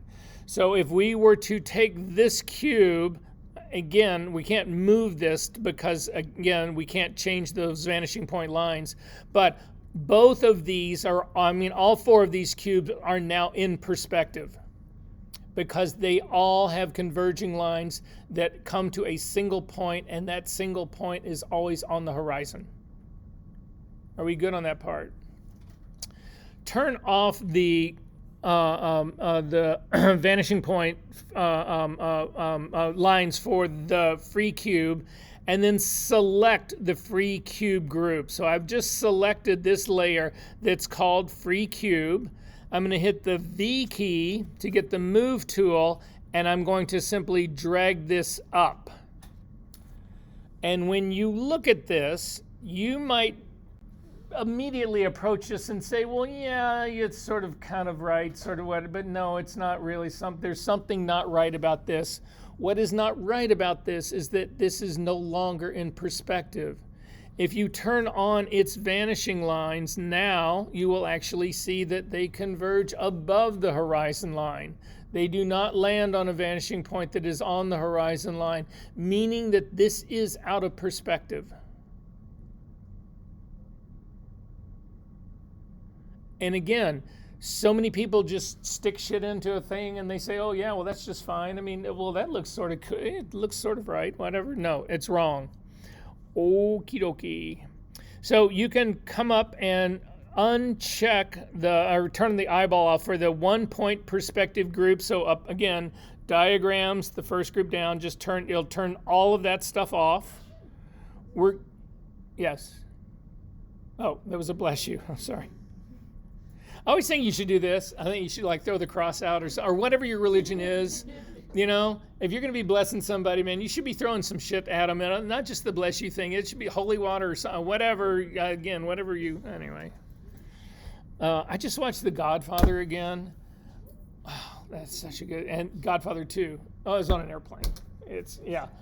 Oh, anyway, all right. Never mind. Come down into the group. There is another a folder now called 2-point perspective. I want you to click on that. So when you click on this one, you can actually open it up as well. So open the whole group up, because again, we're going to have the same thing in here. We are going to have vanishing points. So go ahead and click on them. And we're going to also have the horizon line. Click on that. So this is a 2-point perspective. And in this case, what you can think of is you can sort of imagine these as like a building. If you're like photographing a building and you can see the front of the building and the side of a building, you will have 2 series of converging lines. And in this case, you can see there's a set of converging lines that hit a vanishing point on the right side and another one that hit a vanishing point on the left side. This would be considered a 2-point perspective in here. It's pretty self-evident. Again, it's the same thing as our single point perspective, but because of their orientation, we now get multiple vanishing points here, or at least 2 in this case. You can turn off the 2-point perspective group and hit the final one on there, the 3-point perspective group. If you click on that one and turn it on, you will also see that it has a vanishing point and it also has a horizon line. You can click on that. So in a 3-point perspective, what ends up happening is that you have 2 sets of converging lines that will reach a vanishing point and they will both be on the horizon line. But then you will have a third one that actually is floating in space. It's not going to be on the horizon line. It's not going to be connected. So a lot of people look at this and say, well, I would never see this. This would never, I would never see anything that looked like this. You know, this is like a floating cube thing. This is something out of, you know, I don't know, something, sci-fi thing. Come up to the image menu and come down to image rotation and do a 180. So up to the image menu, down to image rotation, and then do 180 degrees. And it'll flip your image upside down. You can think of this. Imagine yourself in a helicopter looking at the rooftop of a building. You're above it and you're looking down on it. This would be what you would see. You would have a 3-point perspective in this. Does that make sense? It's sort of what's going on here. So that just sort of grounds it into more of a reality thing. If you hit Command Z to go back, you could also imagine this as being a cement block that was being lifted by a crane and it was floating in the air. You would have this as your 3-point perspective. But again, in this, 2 of your vanishing points always land on the horizon line, and then again, the other one like floats into space. Okay, so you can turn off the eyeball for the 3-point perspective, and we're gonna just continue to work our way down. Click on the eyeball in the group that says top to bottom boxes. Turn that one on, and then click to actually open this up. And what you can see here is that in vanishing points and perspective, if something is in perspective, all of these are in perspective. All of them will have vanishing points that actually land on the horizon. But what you see happening in here is that if an object is below the horizon, you can actually see the top of the box. So if you look at the box on the very bottom, you see the top of the box. As you start to work your way up, the second that your box goes above the horizon line, you can no longer see the top of the box. You begin to see the bottom of the box. And as the higher it goes, the more of the bottom of the box that you see. So again, if you are below the horizon line, you will see the tops of the box. You will never see the bottom. If you get above the horizon line, you will see the bottoms of the box and never see the top. And the more it is up or down, the more of those you will actually see. Does this make sense? All right, so then underneath that is another layer called car. Click on it. Is this car in perspective? No, it is not. And it looks wrong. When you're looking at this, just looks like somebody just brought this car in and dropped it into the image and it's ready to be placed, right? So where does it belong? Based on what we just talked about on the boxes, where does this belong? So select the car layer, so make sure it's active, hit the V key to get the move tool, and just begin to pull this down. And what you'll see is that as soon as you actually get the very top of the car right below the horizon line, this car is now grounded in this space. It is in perspective. Because I can barely see just a little bit of the top of that car, I know that it has to be extremely close to the horizon line, but it has to be below it. It cannot be above it. You also can pull this way down, and that would never be this way. You would see, if I pull it this far down, you would see much more of the top of the car. I'm not talking about the hood, I'm talking about the roof of the car, right? So I know, and take this up like this, and you set it into here, and you take one look at that, and you say, well, okay, yeah, this fits. The wheels are on the ground, this fits. This seems to fit naturally into this scene. That is because we now have the correct perspective on this. Is this making sense? Yes. Like, then where would the vanishing point be? In the car, we don't have square lines to actually work on, but it would be the very same as probably this box right here. But again, the vanishing point of this car would be the horizon. Because again, the vanishing point always lands on the horizon unless you are doing 3-point perspective and you've got that weird third point. Make sense? Hopefully it'll get a little bit. We're going to move out of the theoretical and get into the practical soon. Okay. You can then go all the way up to the top to the red diagrams group and turn the eyeball off and collapse the entire group. We've done all the diagram part right now. We're moving on. We're going to go down to the green group right now, the people group. Click on that. Click on the little triangle to open this group up. And we start off with a guy in space. Again, this is Jesus Ramirez's artwork. So he drew this guy. And what I want you to notice now about this, he is in perspective. What I want you to notice about him right now is that, see where the horizon line bisects him? It goes right halfway, sort of like between his shoulder and his elbow, right? That's where the horizon line is. If you go to the, in the people group, it's all the way at the bottom. The men are at the bottom of the people group. If you come all the way down, but they're all green coded, so we're staying all in the green group. If you come down, you'll see that there's only the man number 1 is the one that's visible. If you click on man number 2 and turn its eyeball on, you will see that it's a much smaller figure.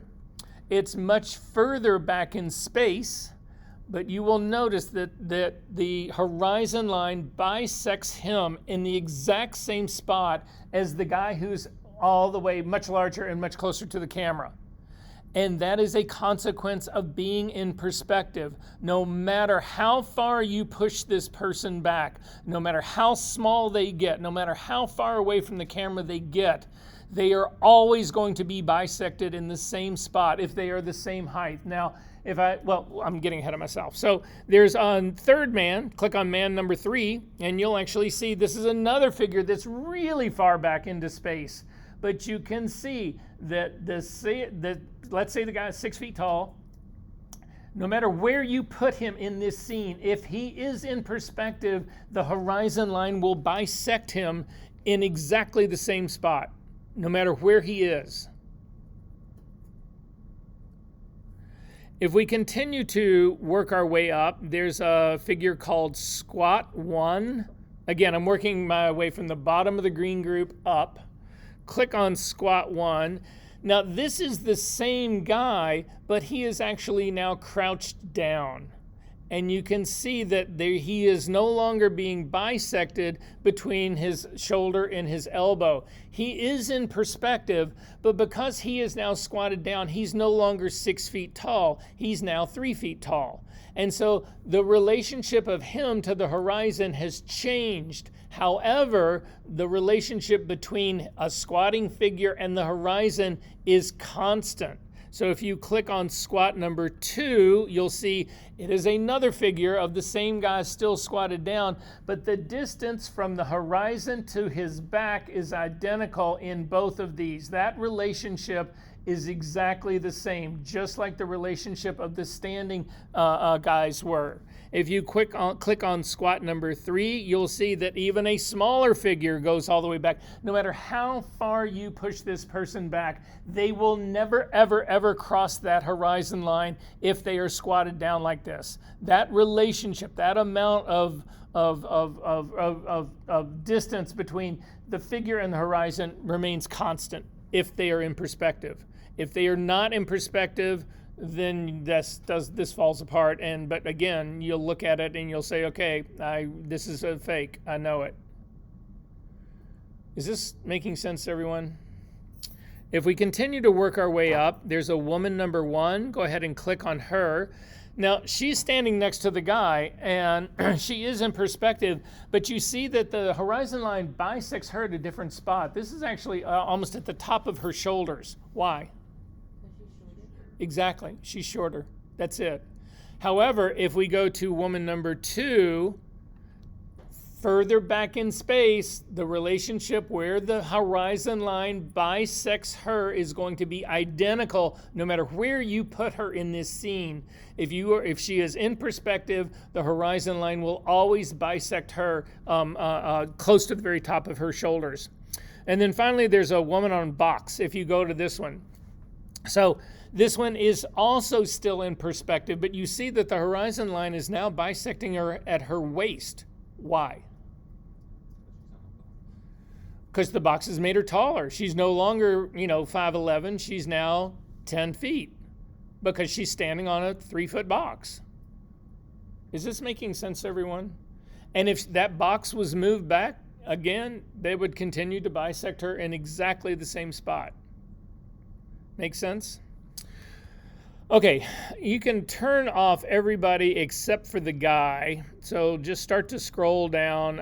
You can scroll down the eyeballs if you just continue to drag down, or just click on everyone and come down. Just leave the guy by himself actually open. We are going to transform in perspective. We're going to look at this in a couple of other ways. This is one of the reasons that we did one of the settings in our very first class here about how you actually do transform and how you use the anchor point to do the transform, all the stuff that we actually set up in the beginning. So the way you transform in perspective is this. So make sure that you've selected the guy. So man number 1, he's the only thing on. You can have the others on. It's just more confusing, so I've turned everybody else off. Hit Command T to bring up the transform dialog box, and you will notice that you have the transform handles that go around, and you have the anchor point that's sitting right in the middle. When you transform in perspective, the anchor point needs to be on the horizon line. That's how you transform in perspective. So if you grab this anchor point and drag it all the way out, I'm going to put it on the right-hand side right now, but I'm going to stick it right on the horizon. So I need everybody to do this. Yes? I'm sorry, how do you do what? Do you not see the anchor point? If you take a look at the very top of the options palette, there's a little check mark right here. If you click on that, again, that's one of the settings that we did in the beginning, but that's fine. So anyway, so does everybody have this anchor point? Okay, so then here's the trick. Hold down your Shift key and the Option key both, and then in this case, I'm going to click on the control handle that's on the lower left-hand side of this person. I'm going to click and start to push back, and you will see that the guy gets smaller, but he is still being bisected in exactly the same spot between his shoulders. And I can push him all the way back, and I've got him way back right now, and I'm going to say okay to this. He is still in perspective because the horizon line is still bisecting him in exactly the same spot. Wait, what keys did you press? So I'm going to hit Command Z to undo that. We're going to do it all over again, right? So to start with, Command T to do transform, right? Then do you see the anchor point in the middle? Yeah. grab the anchor point and simply drag it back and put it on the horizon. Good. Then I'm going to go down here. I'm going to do it using the lower left-hand anchor point. You can do the upper left-hand anchor point. It won't matter. It doesn't. Hold down the Shift key and the Option key at the same time and just click and drag. Yes.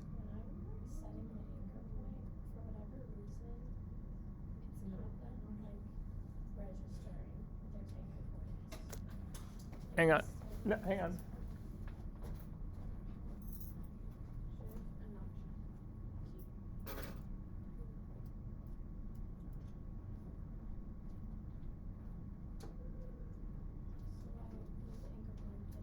Yeah, fine.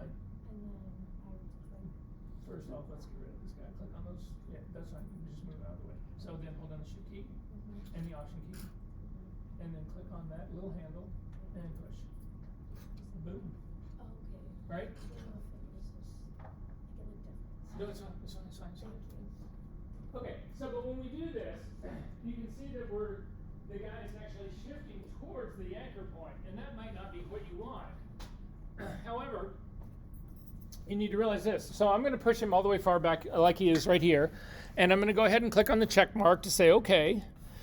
He is in perspective. If you want to move him right to left, it does not matter. You don't change anything. You simply move him right to left.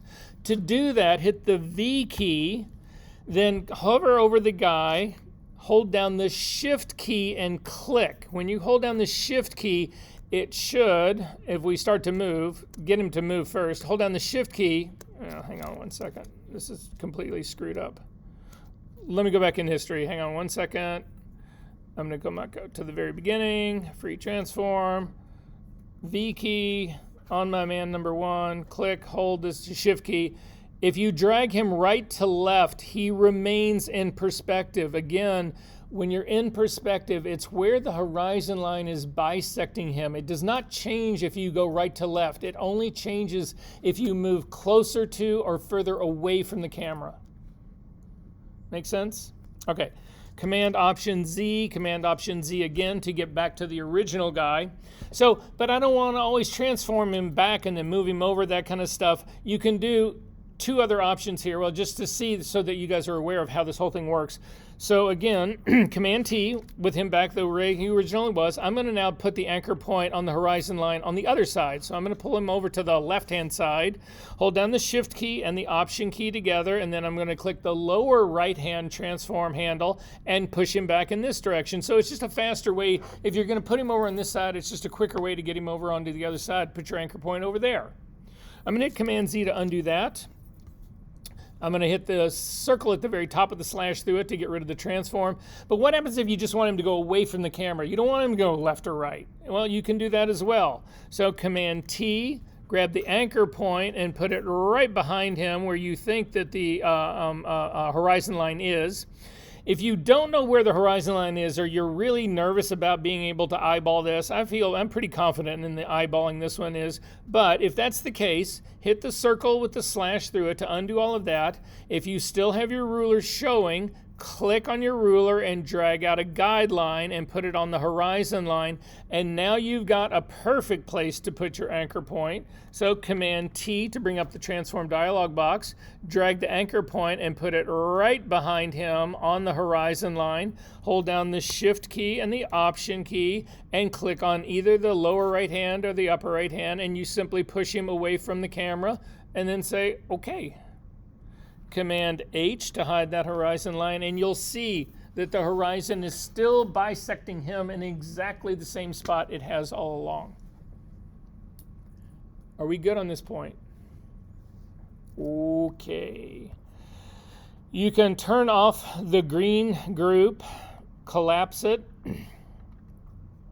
We're going to go to the next one down, samples. If you click on that and turn it on and open it up, you'll actually see that there's a guy standing on the beach. Does this look like a believable composite to you?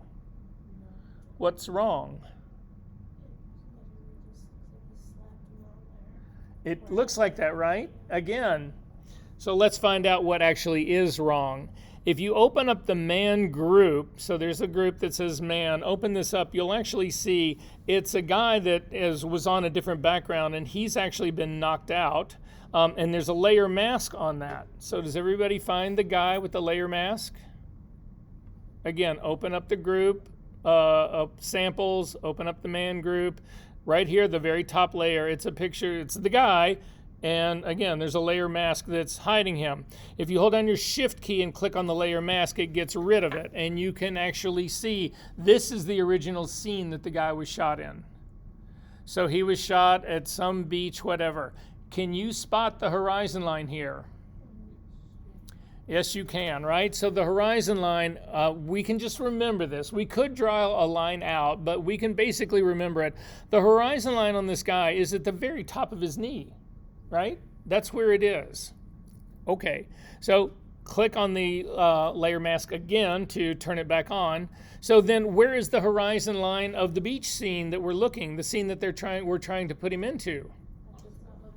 It's up at the top of his head, right? And the problem that we have here is a mismatch. Again, this is the reason we've done all this work to get here about perspective, is that the horizons have to be the same. The horizon line for the guy has got to be the horizon line of the beach scene. They've got to be the same, or they are out of perspective. So we're not going to move the guy, we're going to actually move the beach. If you click on the beach layer, which is underneath the guy, hit the V key to get the move tool, and simply click and drag down as you bring it down and get the horizon line of the beach scene so that it's right above his knees and let go. Does this now become a more believable composite? Yes, it does, because you fixed the perspective. Questions about this? What if you have like your file, the one of the beach doesn't have the sky on it? Like you have to go and take another picture? So there are tricks to how you figure out where the horizon line belongs. And then there's sometimes where you have to guess. So it's not always, but we're going to look at all of that actually today. So we'll figure that part out. So is this making sense what's going on here? Again, if you hit Command Z, doesn't believe that, don't believe that for a second, a whole lot better, right? There are other things that we could do to trick this out even more, but we are just dealing with perspective right now. Yes? So do you always like choose the background to change the perspective, or can you also change? Oh, no, we could have moved the guy. We could have moved the guy. I mean, it's relative.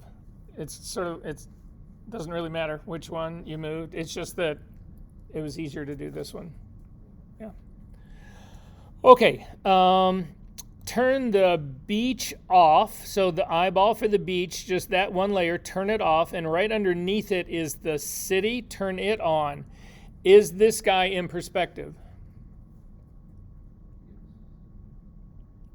He is, right? Where's the horizon of the city? Isn't it running right above his knees? Isn't that where we said the horizon line of the guy was? So he is in perspective. But if you were actually doing this composite and you said you wanted the guy much closer to the camera, would you still see his head? Would you still see his feet? Do you know? Well, let's transform him in perspective and see. So go up to the guy, select the guy layer. So I've just made the guy layer active. Command T to bring up the transform dialog box, and you can see we get a giant transform dialog box right now, which I don't want to really work with. It's a little bit too challenging, I think, because it's all of it. It's the whole guy part. So I'm going to hit the line with the X through it. The circle, the line through it. I'm going to turn this into a smart object. And the reason I'm going to do this is that I don't want to lose, I don't want to apply the layer mask and actually lose that information. Again, we've had endless conversations about not doing that.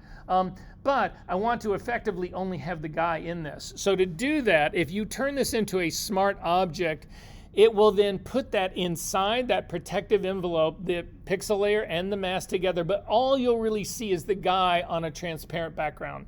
So hover over the guy, come up to select the layer that is the man, come up to the layer menu, come down to Smart Objects and convert to Smart Object. And you can see now he's basically by himself. We were missing the original background that he's on. it's still there. If you double clicked on the smart object, it would open up and you would be able to see it, but it's for our practical purposes not there. And now when I do Command T, you'll see that the transform dialog box now is very tight on him. So it just makes it much easier to work this way. And again, note to everyone here, you do not want to be doing any transforming. This goes back to Smart Objects 101, unless it's a smart object. Because what happens is for us, when we're trying to do this work in compositing, you will start making figures bigger and smaller and bigger and smaller and bigger and smaller, trying to adjust them to fit your scene. And every single time you do that, if it is not a smart object, it is a destructive move. And if you do enough of them, your figure will fall completely apart. If it's a smart object, you can do 1,000,000 transforms. It does not matter. This is never going to be destructive. So it's an infinite number of transforms that you can do as long as it is a smart object. So I would do this regardless. Anyway, to transform him in perspective, we are still going to grab the anchor point, the thing that's right in the middle of him. I'm going to drag and I'm going to put it down onto the horizon line. And then again, I'm going to hold down the Shift key and the Option key, and I'm going to go after the lower left-hand corner, and I'm going to click, and I'm going to push him out into space. You'll see his shadows didn't go with him, but that's okay. He is still in perspective. Again, look where the image is bisecting. So it's still through the horizon line, it's still at the very top of his knees. So this is how you make Spider-Man fly or whatever, right?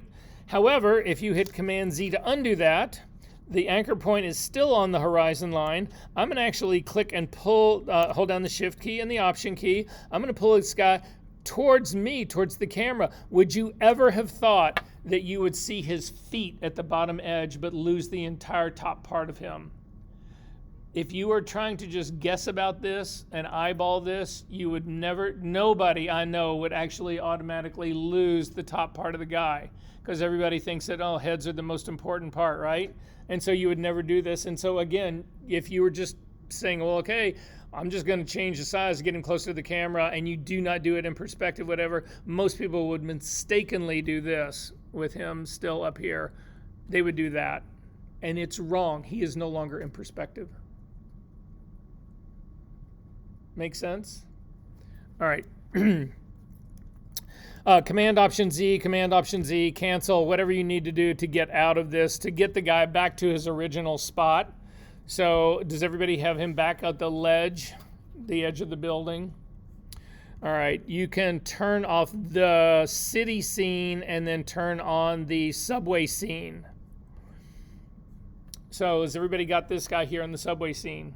Okay, temporarily turn the eyeball of the guy off just so that we can check out the scene. You can also turn his shadows off as well.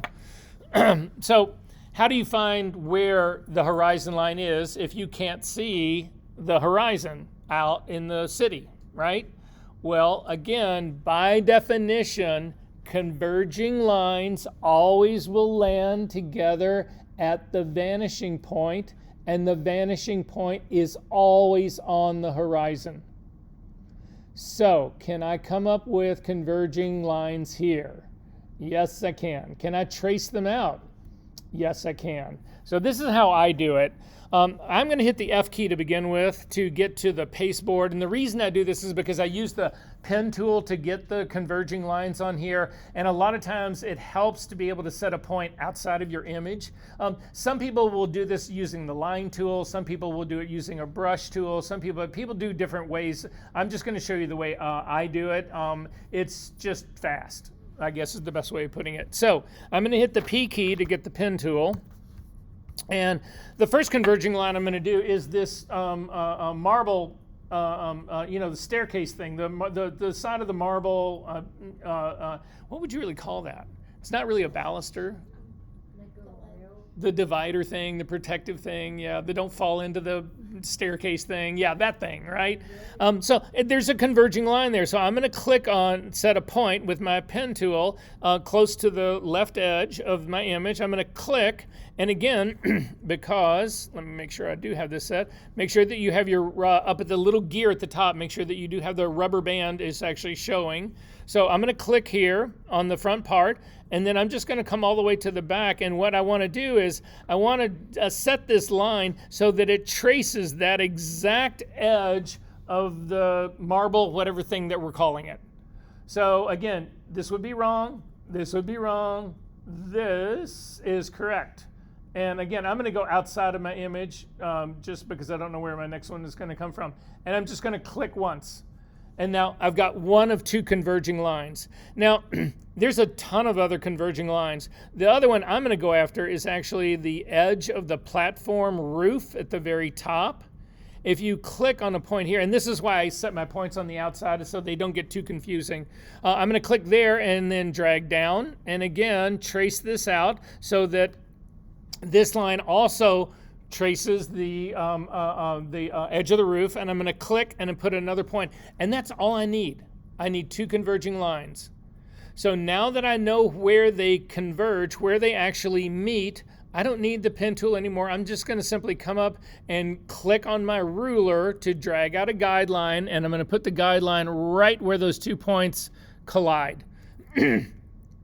Now, I have another guideline in here. You may have another guideline in here as well. If that's the case, we need to clear our guides and do this again. So come up to the View menu, down to Guides, and clear all of your guides, and then pull just a single guideline down for where those two lines actually meet.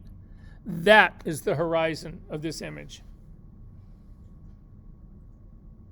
Make sense? Then you can go to your path palette and throw this work path away. You don't need all those converging, you don't need all that confusion. And so now we have the horizon line of this image. Did that make sense, everyone? Again, converging lines will always converge to a vanishing point. Vanishing point is always on the horizon. It's where we started this whole conversation. We good? Okay, then go back to the layers palette and turn the guy back on. So I'm going to turn the guy on. Is he in perspective? No. Again, his perspective would actually be, he actually needs to be up higher, right? Because the horizon line needs to actually go through the very top of his knees. So I'm going to hit the V key to get the move tool, and I'm simply going to lift him up. So now he is in perspective, correct? Is there anything wrong with this image? What? He's like what? Like too big? Like he's like 18 feet tall, right? Why? The reason this happens is that it is a complete mismatch of how these were shot. So if you take a look, you won't see this on the video, but you will hear it. When they shot the guy is shot from a very low angle. There's somebody down like this shooting. Remember the shot of him on the beach? It is a really low angle. Their camera is about the middle of his shins, looking up. The shot of the subway, somebody's on a ladder up here, 10, 12 feet in the air, shooting down. That mismatch can never be bridged. It just, the only way to fix this, to make it true, is to reshoot one of the two. You either go back and you shoot the subway from really low, or you go back and shoot the guy from really high. So, and this will never change. So to see what I mean by that, we're going to transform the guy again. So click on the guy to transform him in perspective.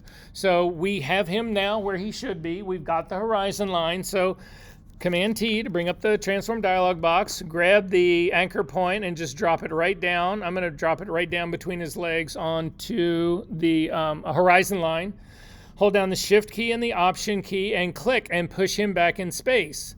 And it doesn't matter, no matter how far back I get this guy. Sorry, I just undid that. Command T, anchor point on the horizon line, Shift and Option key together, click and push him back. Say OK to that.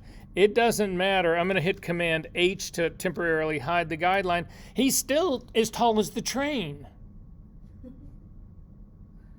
So if you want giant guy, this is it. This is how you do it, right? You get things wildly out of perspective and then you end up with giant people, right? No. So anyway, so the only option that we have for this, if you're forced into this, is that we abandon perspective and we simply deal with scale. And so that's what we're going to ultimately do. I'm going to go back to where I originally was, Command Option Z once and Z again to move him down to where he really is. So is there anything in this image that you can look at that gives you a sense of scale, that you know how tall it is? The train, the door, right? We all have a sense of about how tall a door is. So that's how I'm going to actually do this. So I am just going to transform the guy. I'm not going to do this in perspective, just Command T. So do Command T, and then I'm going to click on the link between the width and the height up at the very top. So in my options bar at the top, if you click on the link, then when you actually click and move this, it will transform, it'll keep him in ratio. So, right, he gets shorter, but also more narrow as well. So he transforms, we keep the ratio. He doesn't get distorted. But you can move him while you're still doing this. So I'm going to, don't click on the anchor point. If you click on the anchor point now, I want to move him down. But if I click on the anchor point, it won't move him, it will move the anchor point. So I don't want to do that. So I'm going to click really like about where his hoodie is, and I'm just going to make him smaller. And then you can still use your keyboard shortcuts, even though we haven't committed the transform yet.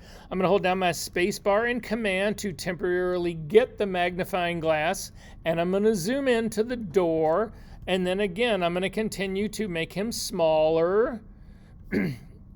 And I'm going to put him right up on the door. I'm going to put him like he's standing in the door, and I'm going to continue to make him smaller, and I'm going to continue to zoom in. And so I've got his foot now standing on the step on basically where the platform part of the door would go in. And then I have to say to myself, does this make sense? Is this how big he would be? So I need everybody in this room whose eyes aren't already closed to close your eyes. Imagine you're on a train. You're on the L. We've all been on trains. We know that, whatever. When you go to look out the window of the door, you don't look down and see the ground. You can actually look out and see buildings and stuff, that sort of thing, right? Is that registering with everyone here? Right? Is he now still too tall to be able to see that? Yes, he is. He's still slightly too tall. So I'm going to continue to make him a bit smaller. And that feels more correct to me. Doesn't it to you? So now I've got him scaled correctly for the distance of the camera. However, he's floating in space. So I'm going to go ahead and say okay to this. I'm going to commit that transform. And then without moving much, I'm going to simply drop him down on the ground the way I would feel like he would be if he was getting ready to step up into the middle of the door. And this is the compromise that I would make. So now he is at least, he's not in perspective, but at least he's scaled correctly for the train. However, now if we want to scale him in perspective, we have a problem because the horizon lines don't match anymore. So which horizon line do I pick? So if you hit Command H to bring back the horizon line of the station, and we drag another horizon line out for the guy right above his top knees, which of these lines do we pick? Neither one is correct. At this stage of the game, you guess. And I know I should have a much better answer for you. But again, we're fighting physics here, right? We're saying, okay, they're out of perspective. One was shot from a really low angle, the other was shot from a really high angle, and we want to shoehorn these things together. And here we are. So you do your best. That's all I can tell you. I know that's not satisfying at all, but there you go. Questions about this?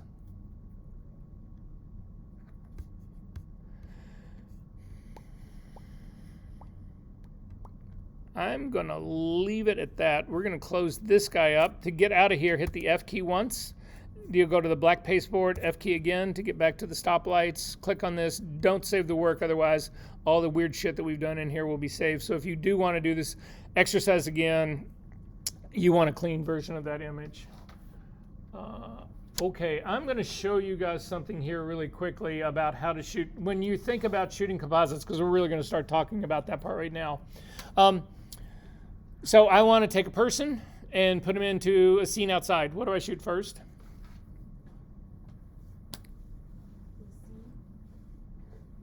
I'm going to do a scene outside and a person in the studio. I want to put them together.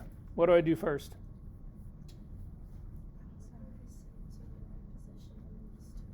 I'm sorry, what? Yeah, so which of the, so out of those two scenarios, what lighting can I control better? The studio. So why on earth would I do the lighting in the studio first and then have to go out and find some place that had a scene that replicated that lighting? Believe me, this has happened to me, and it is a nightmare. Because you're out looking for, it's like, okay, well, I can find the right lighting, but it's not the right scene, right? So you always shoot the more challenging thing first, and the more challenging thing in that scenario would be the outside first, because then you can actually try to go back in the studio and replicate it.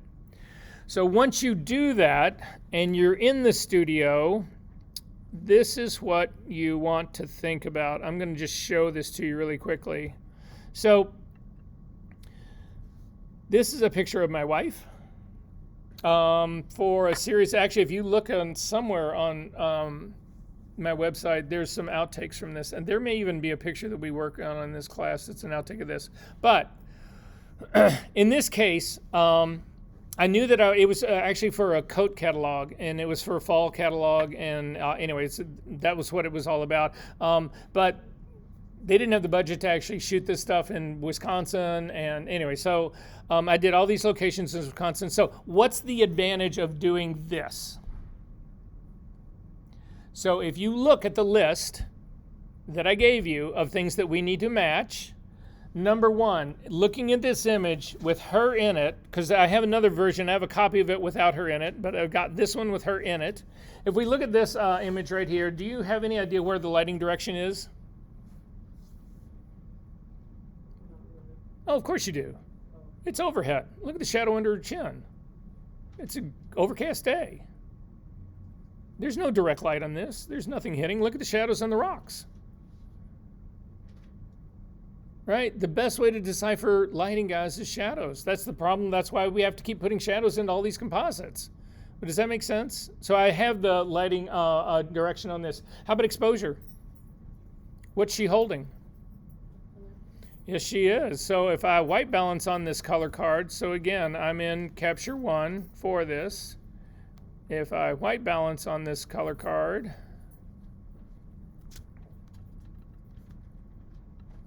and read this value right here, it says 240. I'm slightly under, third of a stop at the most, really a quarter of a stop. But I have exposure, right? Correct? What did I just do with this color card? Didn't I color balance it? So now I have color. Contrast in here is going to be simply determined by contrast. That's going to be something I'm going to have to match later on, so I don't really get to pick contrast here. Saturation is going to be the same. Do I have any idea about the shadows in here? Can you see them right here? I've got them. I know exactly what they look like and exactly how they should be shaped and how dark they should be. Scale. Don't I have scale in here? I've got a figure in my image that is to scale. Don't I have perspective in here? Yes, I do. I've got it all sitting right here.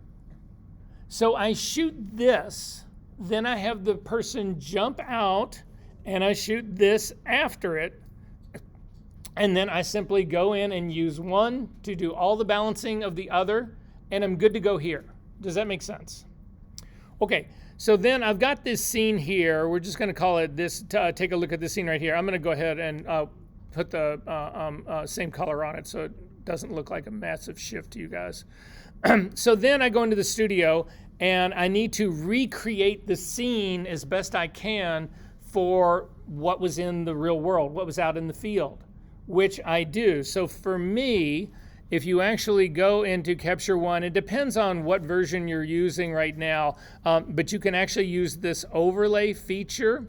And if you click on this overlay feature, I can actually drag one of these images on top of my overlay, and I'm going to drag this one on top of my overlay right here. And then when I click on show, I will see a ghosted version of this. So then I go into the studio, and I click on this image right now, and I turn on my show overlay, and I crank up my opacity, and this actually gives me my scene. So I can actually zip in here and take a look at this, and I've got a set of rocks that are sitting in here, and so what I can do in the studio is I can use sandbags to match the rocks that are actually in my real scene. Does that make sense? And why would I do that? If I can get the angle of her feet the same, if one of her feet's higher than the other, do you want to try to fix that? If I do all of those things? Does this make sense to everybody?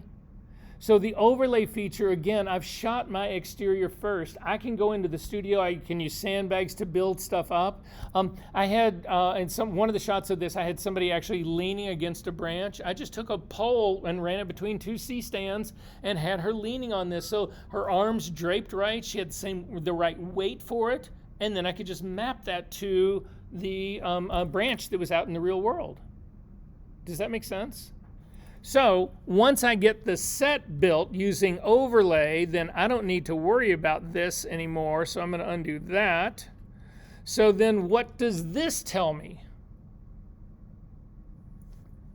Exposure, lighting direction, scale, perspective, color, all the things that I'm looking for here, I've got here, don't I? All right, so let's put it all together. I'm going to quit Capture One here. This is just for the capturing phase of it. I'll do all the putting together part into Photoshop. We'll do this, guys, really quickly, and then we'll take another break. I know this is a lot, but you guys signed up for remember the advanced retouching and compositing? Well, this is the compositing part of it. So if you look inside your session 9, there is a folder called Tree Exercise. And in that, I'm going to start with the trees to begin with. So if you look at you may have XMP files like I do right here. It doesn't really matter. There's only 2 files in here that are listed as trees. There's trees 013 and then there's trees 019.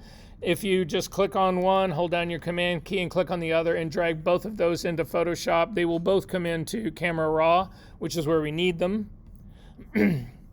So they're both here into Camera Raw. The first, does everybody have these in Camera Raw? We good? Okay. I'm going to zoom in on the color card. The first thing I'm going to do is white balance this. Again, I'm using an older version of Camera Raw right now, so your version maybe does not have white balance here. You'll have a color drop-down palette that has the basic, where you can actually get the set white point. Can everybody find their white point balance tool? So click on this, simply come over and click on the card to white balance it. And then we were talking again, if you hover over the white patch right now, you can see that I'm actually reading 245 in the red, 245 in the green, and 243 in the blue. That's actually an indication to me that this is perfectly exposed now.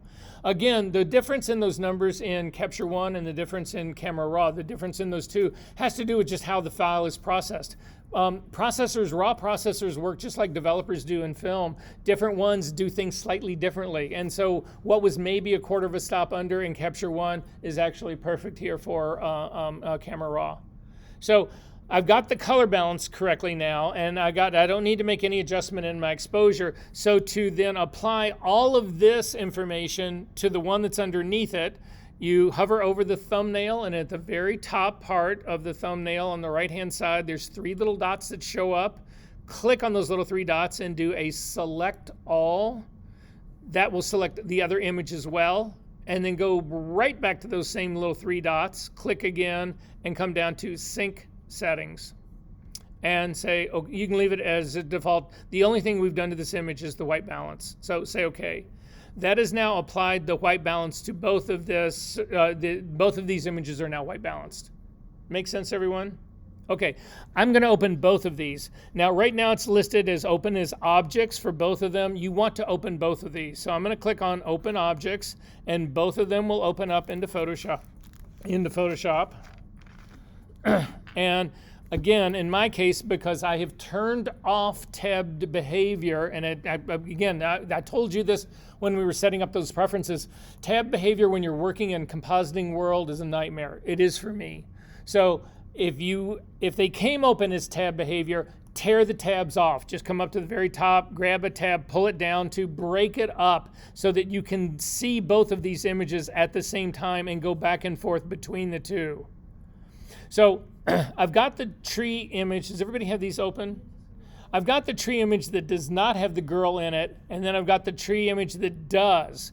Click on the tree image that has the girl in it.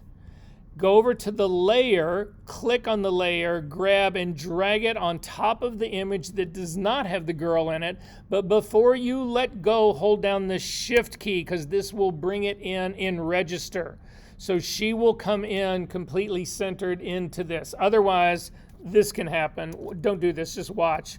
I'm going to go back and do it again without holding down the Shift key, and I'm just going to click, and she's not anywhere close to being centered, and then I've got to try to get her centered in there, whatever. It's just a mess, so don't do that.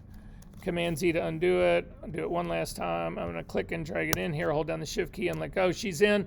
You can now close up the trees 013, the version that is just the girl alone. You can get rid of that. You do not need to save it. And now what I've got is my base image. I've got a single image. I've got a layer that's got the card in it, and I got a layer that does not have the card in it. Now, you can see that these are out of register. When I was shooting this, I was doing it all handheld, and I got pretty close on it. I don't really need to worry about these things being in perfect register. I can get the scale. They're close enough. I can get the scale to this. I can do all the stuff that I need to do this. I'll be fine in all of this. Does that make sense to everyone? Okay. Next move. Back to that same folder again. And in the folder now, I'm going to click on the two images from the studio, the ENG 102706 and the other one that both starts with that as well. So both of those, again, the capital ENG, those two files, you don't need to worry about the XMP files. Click and drag those into Photoshop together.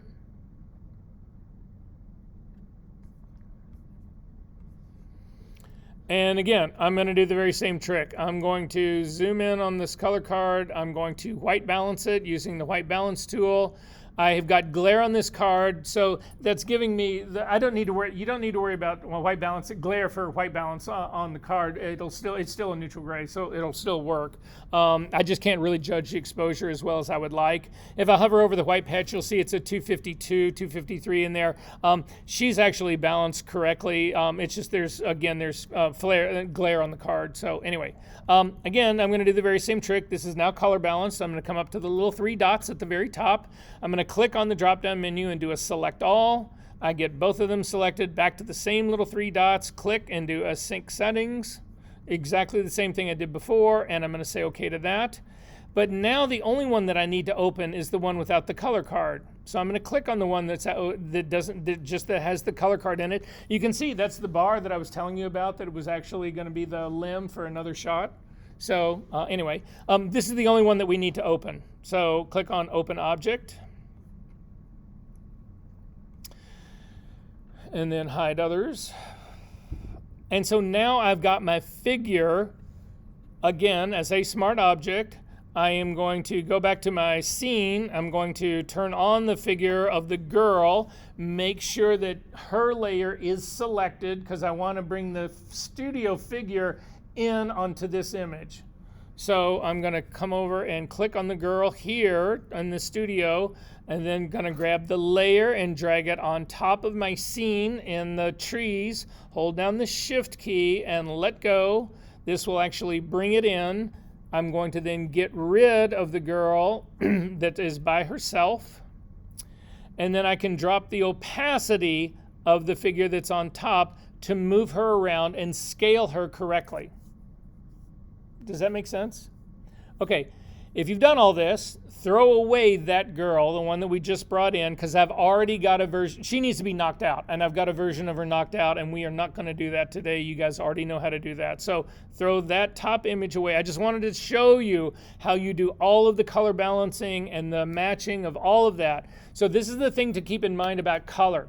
You always want to neutralize your color. That's why I use a gray card for our color checker card for all of this.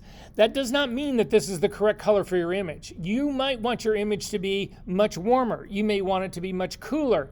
The problem is that you need to put all of the pieces of your composite together first. And if you have neutralized all of the color, they will all fit together color-wise first. Then once your composite has been created, you can make the entire composite warmer or cooler. But if you start bringing in individual elements and one is one color temperature and one is another and one's another and one's another, you will pull your hair out. So going back to the image folder, there's a final one, Composite Body 2. If you open that up into Photoshop, it's just the knockout of that very same figure. It just saves us that time. And so then I'm going to grab that file layer, drag it on top of my tree background, hold down the Shift key and let go, and bring it in, and then close up the lone figure of the girl. And now I've got everything I need to actually build this composite. Make sense? We good on this part? Okie dokie. So the first thing I'm going to do is just drop the opacity of this. I'm going to get her sort of scaled in place, and then we're going to take a break. So I'm going to hit the V key to get the move tool. I'm going to put her foot up on next to the foot of the other girl. Again, I'm just trying to get size-wise. Now, if I zoom in and take a look at this, my wife is 5'7", 5'8" on a good day, 5'6" later in life. No, anyway. Yeah, I know, right? I say the same shit about myself, so anyway.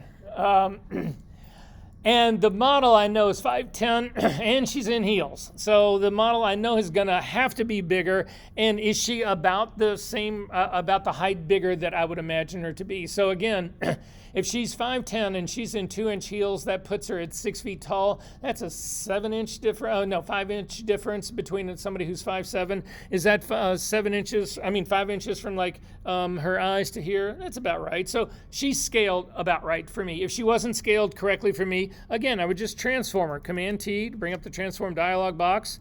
Again, click on the link between width and height and either make her larger or smaller, whatever, but scale her up. But I've got a reference to do that with. Now, I think she was the right size, so I'm going to hit the circle with a slash through it. I'm going to drag the opacity all the way back up again, and then I'm going to pitch the girl, my wife, who's originally in this image. You don't need that layer anymore. I've scaled this correctly, so I can drop that down to get rid of it, and this is now where I start my composite. At this stage of the game, I'm going to look down here. When I actually shot this, I think her heel, the bottom of her heel was meant to go slightly behind that rock, so I'm going to just raise her up slightly. Hit the V key to get the move tool, and do not raise the background, raise the girl slightly up like that. You can use your arrow keys to fine-tune that guy. And I'm going to double click on the hand and then save my work. All right. Do it on my toss. Sure. Okay. We're going to take a break because this is a lot and it's only going to get to be more. So I've got. Does everybody have something that looks like this? Because if you don't, we need to get you there. Does anybody not have this? Okay, so when we're looking at this, this does not look like a believable composite to me. Does it to you? No. Can you tell me what's wrong? There's a myriad of things. We don't really need to list those, but So, but the first thing is for me, the most obvious is the shadows that are missing, right? So we've already done the quick version of making shadows for this. We get into much more complex shadows next week, but we're going to do a quick, simple set of versions of this. I'm going to try to get us all the way through to complete this as a composite. So that's going to be my goal in this. So the first thing I'm going to do is to put shadows in, because that's the part that always bothers me the most. So to do that,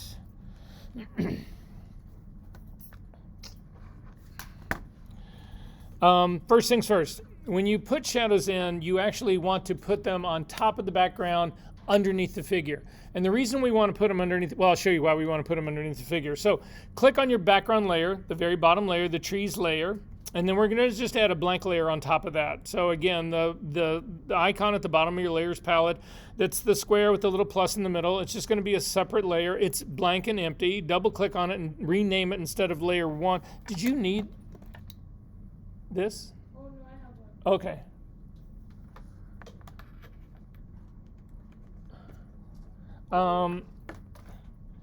And call it shadows. And I'm going to call mine shadows 1. And say okay. Now the reason I do this is I'm going to default my foreground and background colors to black and white. So hit the in my case just the D key to default them. Oh, sorry, I'm still naming this. The D key to default foreground and background to black and white. Hit the B key to get a brush. Make sure that it is a regular brush, not your mixer brush from when we were working on the stuff before. I'm going to check and make sure that this is a completely soft brush right now. That's fine. I'm going to crank the opacity all the way up to 100%, a normal blending mode, and a flow of 100%. I'm going to make my brush larger, and then I'm simply going to click and drag across.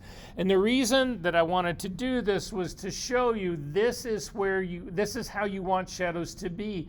You do not want to have to fight with your shadows being on top of your figure. You can never have shadows on top of the thing that is actually casting the shadow. This girl is casting a shadow on the ground. There's no way she can be casting a shadow on herself. So if you put this shadows between the background and the figure, you don't have to worry about masking it out later on to make sure that it's not on top of the girl as well. So it's just where it always goes. I've seen people do this and they put them on top and then get into this really complicated masking or clipping or all this kind of stuff to try to, it's just a nightmare. If you just put them between the girl and the background, you won't have to worry about that. So I'm going to hit Command Z to undo that because I'm not going to use a brush to actually paint these things. I am going to zoom in closer to her foot. And then actually going to use gradients to actually build these shadows. Now, to do the gradient, it's the G key is the shortcut for it. If you can't remember that, it's the thing really almost exactly in the middle of your toolbar on the left-hand side. It's supposed to look like a gradient. If you've ever changed this before to the paint bucket, it will be the paint bucket instead, but click on the drop-down menu and get to the gradient tool. When you do that, your options bar will actually change. In your options bar, if you come up to the very top, there's a drop-down menu. If you click on this drop-down menu, you have two options. You have gradient, which is the new normal, or classic gradient, which is the legacy one. I want you to pick the classic gradient. It's just easier to do. It's more like gradient on training wheels than it is the gradient Ferrari. So it's all we need, so it's just simplified. So pick the classic gradient for this work. Then the next box that is over is a set of presets for gradients. If you click on that drop-down menu, you will see, you'll get a drop-down menu. There's a group of basics, there's a group of blues, purples, pinks, so there's just a whole range of gradients. If you open up the basics gradient, there's only 3 of them in here. The first one is actually foreground to background color, in my case, because foreground and background is black to white. That's what it is. The one in the middle is foreground to transparent. And then the last one is black to white. It's irrespective of what your foreground and background colors are. That's what the 3 that we actually have. If for some reason, I'm going to jump out of here really quickly. If you had, I'm going to hit the X key to make white my foreground color. If you have white, this is what it's going to look like. Again, in that drop down, in this drop down gradient right here. It's going to be white to transparent. You want to make sure it's black to transparent. So again, I'm going to click out of that. I'm going to go back, X key to make black my foreground color. You want to pick the one in the middle, foreground color to transparent. And then finally, you've got 5 icons that run across the top, and they are the type of gradients that you have. If you click on the first one, that is a linear gradient, and if you click and simply drag right to left, you will get a linear gradient that's going from black to transparent. That's not the one that we want though, so I'm going to hit Command Z to undo it. We want the second one. The second one is a radial gradient. And in the radial gradient, we can now come over, and I'm working that's somewhat close to her feet. I'm simply going to click and drag down, and I will get a radial gradient on my shadow number 1 layer. And you can see it's roughly, it's about the size of her foot, or the size of her boot. That part doesn't really matter. We're going to transform it immediately. So once you do this, hit Command T to bring up the transform dialog box. You will get transform handles that go around it. If you click on a single handle, like I'm going to click on the one that's at the very top and drag towards the center, you see that it crushes it from the top but doesn't really balance it from the bottom. It's skewed. It's much heavier weighted in transforming the top than the bottom. I want to transform this equally, so I'm going to hit Command Z to undo it. And instead, if you hold down the Option key before you do that move, then it'll actually bring both handles. So the top handle is coming towards the center, but the bottom handle is coming up towards the center as well. It just allows you to form this more evenly. So then I need to move this to get it closer to her foot. The thing about moving this is that if you hover in the center of the transform dialog box, you can click and move, but if you get too close to the anchor point in the middle and you click, you will not move the shadow. You'll end up moving the anchor point, and the anchor point is what is controlling how you're transforming this, so you do not want to move the anchor point. So I'm going to stay away from the anchor point. I'm going to click on the left or the right hand side of this transform box, and I'm simply going to pull this down underneath her foot. So her foot is at an angle, and I want to maintain that angle, so I'm going to bring my cursor outside of the transform box, and you will see that I get a double-headed arrow, meaning I can actually rotate around the transform box. So I'm going to try to load it up a little bit so that it's more like the angle of her foot, the way a shadow would actually be. I also am going from dark to transparent. Mine is not big enough to actually do this. I want it to go under the whole part of her foot, so I'm actually going to stretch it out wider. So I'm going to hold down the Option key. I'm going to click on the middle of the right control handles, and I'm going to pull this out to make it actually a little bit wider, so it gives me a little bit more to work with. I still think the shadow is too thick top to bottom, so still holding down the Option key, I'm going to crush this down a little bit more. Now at this stage of the game, all of the anchor points and the control handles are confusing to me. I don't know about you guys, but there's a lot of shit in here going on, and I can't really see it in relationship to this. So I don't want to go ahead and commit this transform yet. I might want to fine tune it, but I want to not see all of this shit. So I'm going to hit Command H. It hides all of that stuff, but all of that stuff is still there. So I can still come down and click on this and move it up so that I can get it a little bit closer to the way it would be with her foot. And I kind of like the way this is looking for mine right now. Again, I've got a lot of shadow that's moving forward from the front of her toe that I'm going to want to get rid of, but the shape and the angle and everything else is looking really good under the rest of her foot. If you try to fine tune it, if you hit Command H again, it'll bring all your control handles back, so you can still fine tune this a little bit more. If you still feel like it's a little too thick, you can change that. All of that stuff you can actually do. I feel like mine's okay. So I'm going to go ahead and hit the check mark up at the very top to say okay to that. Immediately you want to hit the E key, which stands for the eraser, and we need to erase all of the shit that would not actually happen. There's nothing to explain the shadow that is in the front of her foot. There's nothing causing this, so you need to get rid of it. So if you take a look at your eraser in your options, it should be set to brush. Mine's at 120. 100% opacity. I'm going to crank my flow up to 50%. and then simply scrub along and erase the front part of the shadow. Now, I still feel like the shadow is a little bit too, it's dropping down a little bit too much.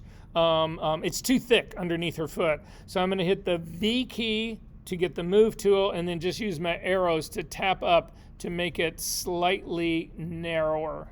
And I like the way that one looks. There's still a little bit on the very front of her shoe, right in front of her toe on mine, that shouldn't be there. So I'm going to hit the E key to get the eraser tool, and I'm just going to get rid of that part. And this is going to be my first shadow for this part for her left foot, or our left, her right foot. So then I'm going to make another layer. So I'm just going to click on another layer palette. You want to keep your shadows independent of each other. You don't want to, just like when you're doing tonal retouching, you don't want to stack these things, because if you need to then go in and adjust the opacity because one is a little too dark or one's a little too light, all that, you want them independent of each other. So I'm just going to make another layer. I'm going to rename it. I'm going to call it Shadow 2. And say OK.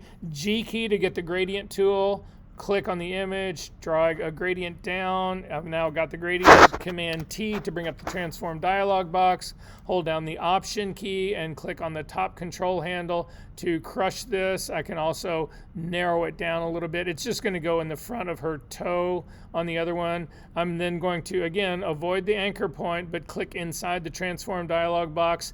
Move this a little bit over, a little bit closer to her. It still needs to be compressed a little bit more. It still needs to be not as wide. Again, I'm losing track of this right now, so Command H so that I can move this around. Just hover over it so that you can actually move it around and move it down a little bit, and that looks pretty good to me. So I'm going to go ahead and hit Command H again to bring back the transform dialog box. Click on the check mark to say OK, hit the E key immediately. There's nothing that explains the shadow that is on both sides of her foot. There's one right here and there's one on the other side over here. There's nothing causing that shadow, so this all gets erased to stay underneath her foot, and that actually looks like a pretty good shadow to me. So this would be where I would begin on this, and I'm going to double click on the hand.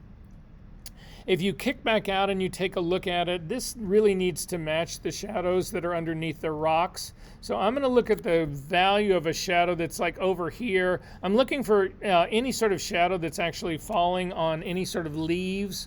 So that's what I'm basically trying to find. If I can find any place like down in this area right in here, I'm getting something down here. I'm looking at my info palette and I'm getting something in the 30s and the 40s.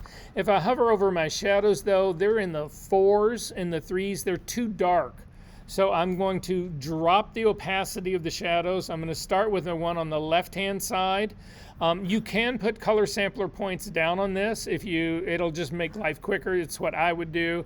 I'm just going to throw a color sampler point down underneath that, and then I'm going to take the opacity of that shadow number 1 and kick it back so I'm in the sort of the mid-30s. And so I've got an opacity around 76%, whatever. I'm just going to do that same thing, 75% for the other one as well. And now they should be closer to what is actually going on. The one that I did on the right side, I don't believe it needs to be darker. It's that 75% whatever it's just too light. So that actually works better for me.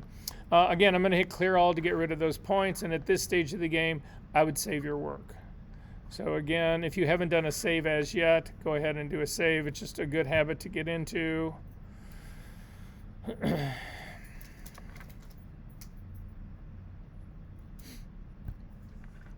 Okay.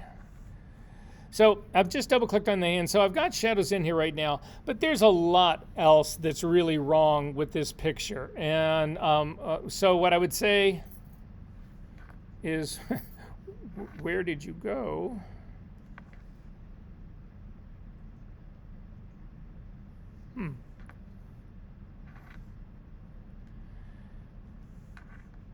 It's a good thing I saved that.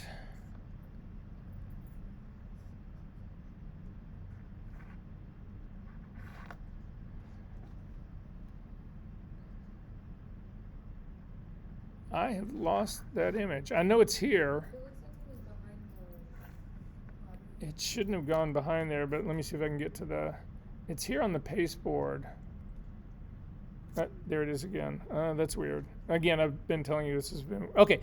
So what I'm gonna show you now is like the single most advanced thing I think for doing compositing that you can do, but the thing that will get you the most successful composites that you can possibly have.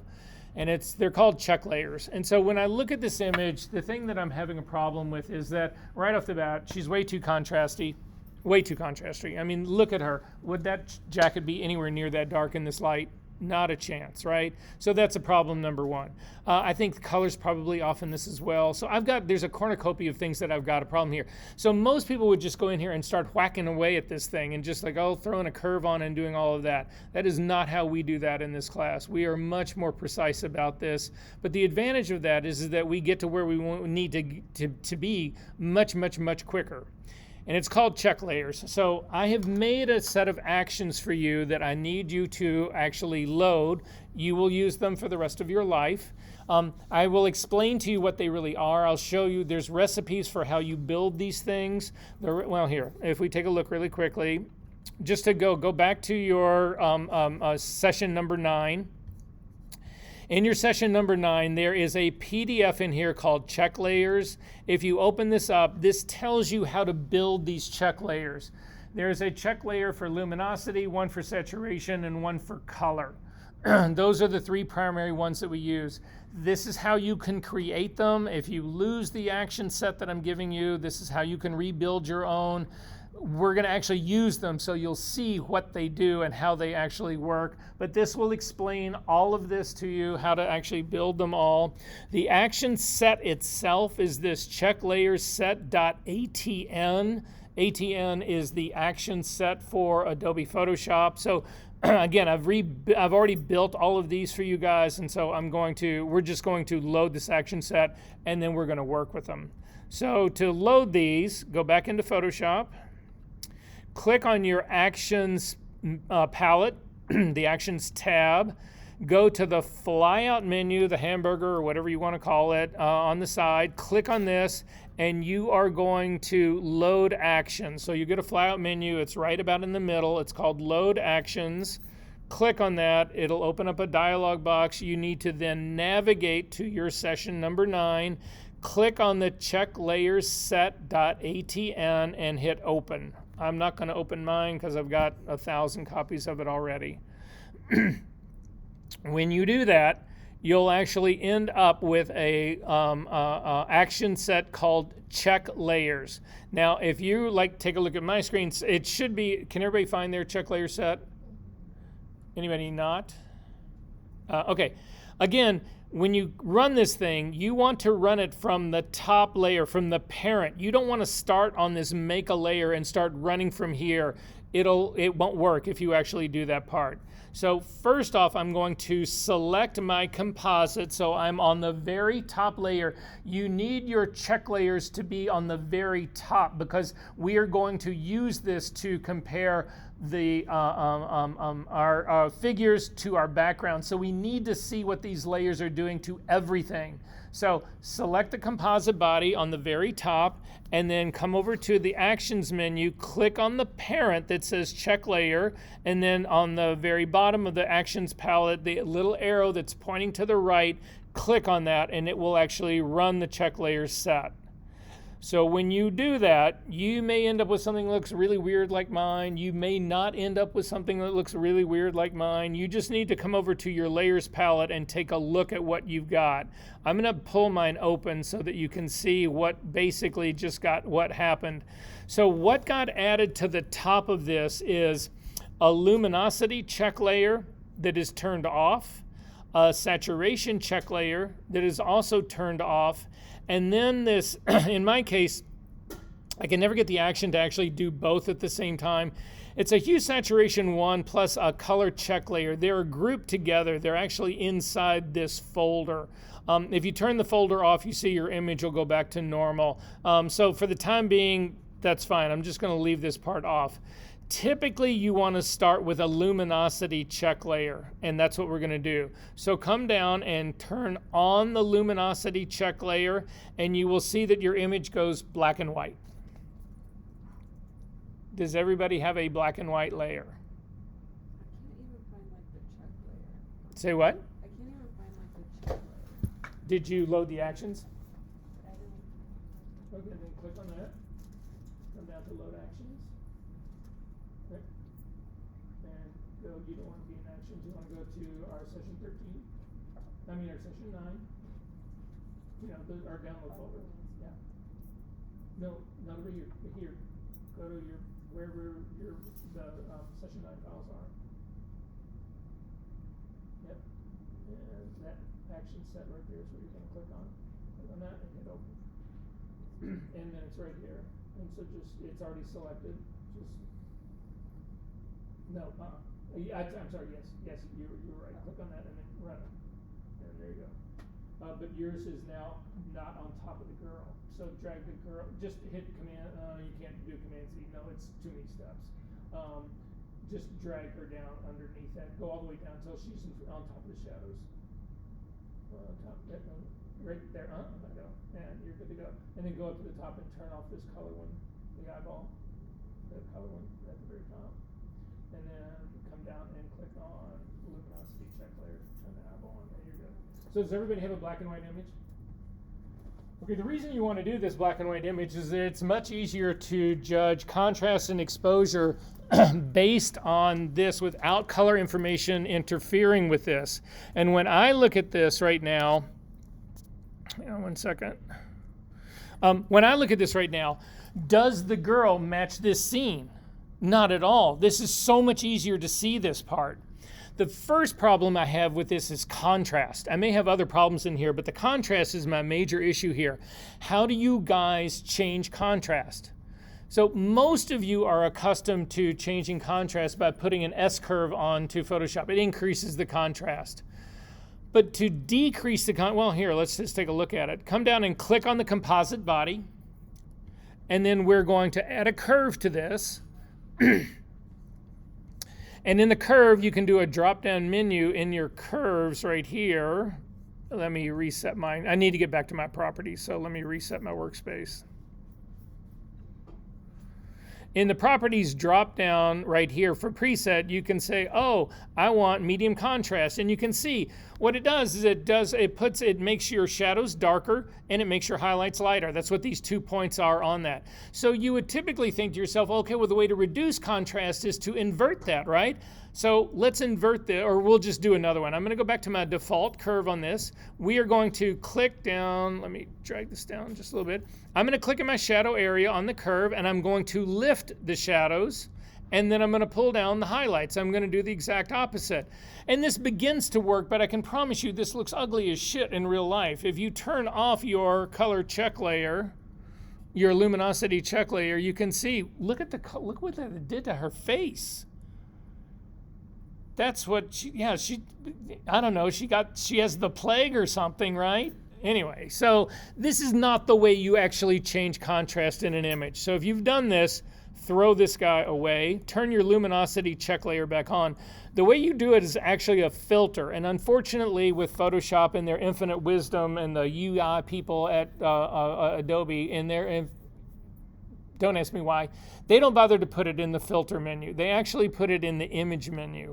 So if you come up to the image menu, down to adjustments, down to shadows and highlights, this is where you do it. Now realize we are doing this on the figure of the girl, on the smart, she's the smart object. This will be a smart filter, so you will be able to go back and control this and trick this out later. So anyway, it's shadows and highlights. If you click on that, a dialog box will open up and it'll say shadows and highlights. If you don't see the same amount that I'm seeing right here, it's just because I've got a check mark that says show more options. By default, this starts with opening up the shadows, and that's typically the problem that most people have with this stuff. So up at the very top, the amount is controlling how aggressive this filter really is on this, and it always comes in at 35. The tone is actually establishing where shadows actually are, what we are considering shadows. So it's saying anything from 0 to 50% is a shadow, and anything from 50% to 100 is going to be a highlight. You don't need to change that. You also don't need to change the radius. The amount slider is the only thing people really ever work with on this. You'll see if you start to crank this up higher, she actually lifts it, opens up the shadows even more, but that's not what we're looking for. What we're trying to find in here is a believable black and white image. So I am looking at this image. I'm actually going to zoom into this image a little bit more, and I'm trying to judge the amount here that makes me believe that this actual figure is really in this scenario here. Now I'm looking at the shadows in her, but I'm also looking at the highlights. I'm really concerned about her face and her legs fitting into this scene. So I'm going to start to drop this down just a little bit more. For me, it seems to feel right long about somewhere in the upper 20s. I'm at a 28 right now. That feels better to me. The shadows that are on her body, the deep shadows that are in this coat, whatever, are still too extreme. But again, I'm looking at her in relationship to the rest of my scene. Use your preview check mark to turn this on and off, and you can see, does she feel like she's more in that space then? She does to me. So I'm going to go ahead and say okay. Now realize that, again, if you look at this, it's a smart filter. It's sitting right down here called Shadows and Highlights. If we do something else and this changes, you can always double click on this and go right back in. It'll have the very same setting and say, oh, I still think she needs to be slightly darker. So I'm going to crank this down to a 27 and say, okay, it's all still available to you. But what's not available to me right now is, again, I feel like that the shadows that are underneath her, that are in her body underneath this part, are not opened up enough. So I need to open them up even more. And to do that, we need to do this with a curve. So with the body selected, we're going to simply add a curve on the very top. So when you do this, all of the work that you do with check layers, all of it needs to be clipped to the figure, because we don't want to change the global contrast of this. We don't want to change the global color. We want to change the individual color of the figure to match the background. So to do that, we have to clip these layers to the figure and not to the background. So to do that, the very first move you make when you put this curve on here is you hover between the curve itself and the composite, the figure, the body. You hold down the Option key. You will get that square with a little arrow that's going counterclockwise. Click on it. That will actually clip it. And now you'll see that little arrow goes down, and now if you actually take a point in the middle of the curve and you raise it up or you pull it down, it's just impacting the girl. It's not impacting the background. But in our case, what we want to do is we want to lift the shadows that are in her, the deep shadows that are in the top part of her body. So to do that, I'm going to grab the shadow point that's, one other thing you also have to do. Curves, when you first do them in RGB, not only impact the tone, but they also impact the color. We need to break that. We need to only impact the tone. So immediately you need to change the blending mode of this curve that we have clipped from normal all the way down to luminosity. Now when we make changes here, it will not impact the color. And then finally, I'm going to lift the shadow. So I'm going to come over here. I'm going to grab the shadow point, the black point that's at the very lower left-hand part of my curve, and I'm going to click, and I'm simply going to raise this up, and I'm going to overdo it. So I'm going to really blow this out because I can gradually then build this in. Is everybody with me on this? Are we good? Okay, come over to your mask on this curve and just hit Command-I to invert it. Hit the B key to get a brush. We're going to then go up to the very top, make sure it's a completely soft brush. A normal blending mode, 100% opacity, and I'm going to drop my flow down to like 2%. I'm going to then zoom in on this area that I feel like is too dark. I'm going to go to my tablet. I'm going to make my brush a little bit smaller, and I'm just going to start, I'm going to hit the X key to get white as my foreground color, and I'm simply going to start painting in this area to open this up. Now at 2%, that just took off on me right away, so I'm going to hit Command Z to undo that, and I'm going to go all the way down to 1%. And then I'm just going to start slowly scrubbing this in. Up around her neck as well, under this part, and her shoulder area right in here. Again, this is really flat light that's on this girl. That's too much. Her crotch needs to be opened up a little bit as well. That sounded wrong.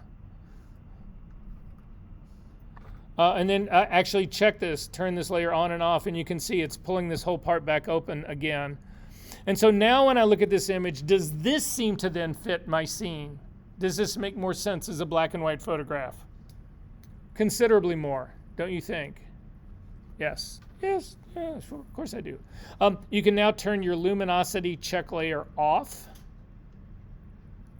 And you can see, so now we've actually got this part balanced, but it still looks horribly wrong to me. But that's because we still have only done one of 3 check layers. So the next one that I go to is color, because you need to really set the color correctly before you can change the saturation. So to do the color now, go all the way to the very top of your image. This is where the color check layer is. It is in a group, so you want to, and the group is called color check layer. If you click on that, it will actually turn on an eyeball, but in my case, it only turns on the hue saturation. You need to make sure that you also turn on the color check layer itself. And your image should look nuclear like this. What we're really doing here is, if you turn off the hue saturation layer that is at the top, this is the true color check layer. In an LAB world, this is basically what your stuff would look like without the luminosity turned on. So, but it's really subtle. It's very hard for me to look at this and say, well, what's the color imbalance? So by adding this hue saturation on top of this, it really exaggerates this so that I can determine what color she really is and what color she should really be. Does that make sense? So does everybody have this really weird hyper-like looking thing? You don't? So you've got that on, you've also got your saturation is turned on. You want to turn that off. And there you go. Okay. So to fix this, it is a color imbalance. The girl is far too blue for this background, so I need to fix that. So to do that, go back down to the curve that we just made.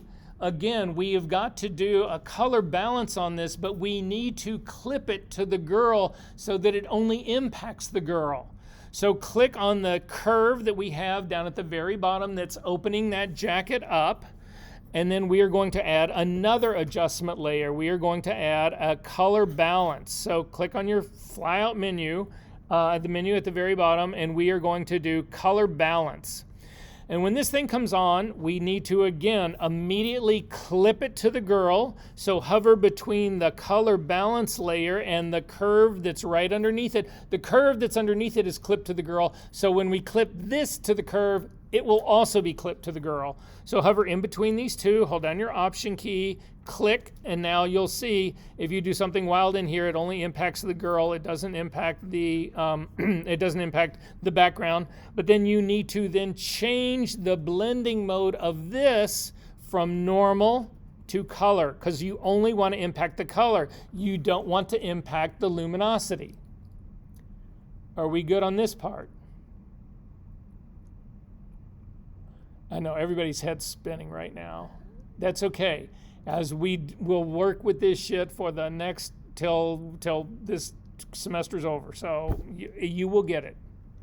So at any rate, when I look at this, she's too blue. I mean, it's a really easy thing to spot. So if you take a look at your at the things that you can control up here in the properties and the color balance part, you simply take, I'm going to grab the blue slider, the blue-yellow slider here, and I'm going to start dragging it to the yellow, and you'll see that it's changing this, and she is beginning to now match the background a little bit more. Now, as I continue to go, you'll reach a point where it doesn't change a whole lot more. You don't want to continue to push this. You don't want it to be any more than you actually need it to be.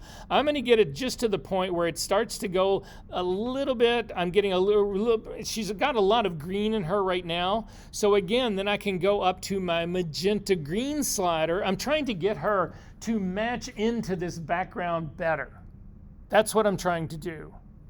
So I'm going to go up to my magenta slider now, magenta green slider, and I'm going to click and I'm going to push that to the magenta, and you see, oh, no, that was totally wrong. That just took off and she went immediately magenta.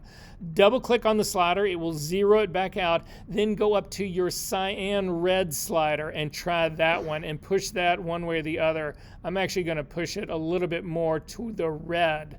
And that actually pushes her more into where I feel like she's matching the background. The tonal structure, the color structure of this seems to be fitting this background. I may hit that yellow just a little touch more. Yeah, and I'm gonna leave it there. So then to see what we've done, turn off your color check layer up the very top. Again, it's in a group, so you can turn them both off. And then come down to this color balance layer that we've just put on here and turn this guy on and off. And you can see it is a massive shift in here in terms of balancing. It's very subtle. I mean, I know you think, again, that hue saturation at the very top was exaggerating our color to the extreme so that we could really see this, but take a look at this. Don't you feel like this balance is a whole lot better? So then finally, the last one is the saturation check layer. So come up and click on this. And what you're looking in saturation, what happens in saturation is that things that are highly saturated are white or lighter, and things that have no saturation in them are really dark. So her coat has no color in it at all. It's a black coat. So that's why you see it being black here. Her face has actually got a lot of saturation in it. That's why her face is a little bit lighter. The trees that are in the background, the leaves that are in the background, those are the really hyper saturated yellows and red leaves. That's why they're so, again, that's why they're so much lighter. So this is showing you saturation, but it's doing it based on sort of like luminosity, for lack of a better way of talking about it. Does that make sense? Okay, so I think that her face is slightly too saturated. I'm looking at the trees and the stuff that are around here. I'm going to see. This may be a bad judgment, but I'm going to try it anyway just to show you guys how you would adjust the saturation regardless. So you need to come back down to the colored balance not check layer, but the color balance adjustment layer that we just made. Because again, I'm going to put another adjustment layer on here to adjust to change the saturation. It has to be clipped to the girl. So all of these need to be stacked one on top of another in order for them to all be clipped to the girl. So I've selected the color balance layer. I'm going to then add another adjustment layer, and it's going to be a hue saturation layer. Then immediately hover between the hue saturation layer and the color balance layer underneath it. Hold down your option key, click to clip it, and then go up to the blending mode of this and change it from normal down to saturation. So this process is the same every single time, guys. You add an adjustment layer, it has to be clipped to the girl, and then you go in and you change the blending mode to be whatever it is you are trying to change. In this case, it's saturation, so you change the blending mode to saturation. And then I'm simply going to come over here and take the saturation again.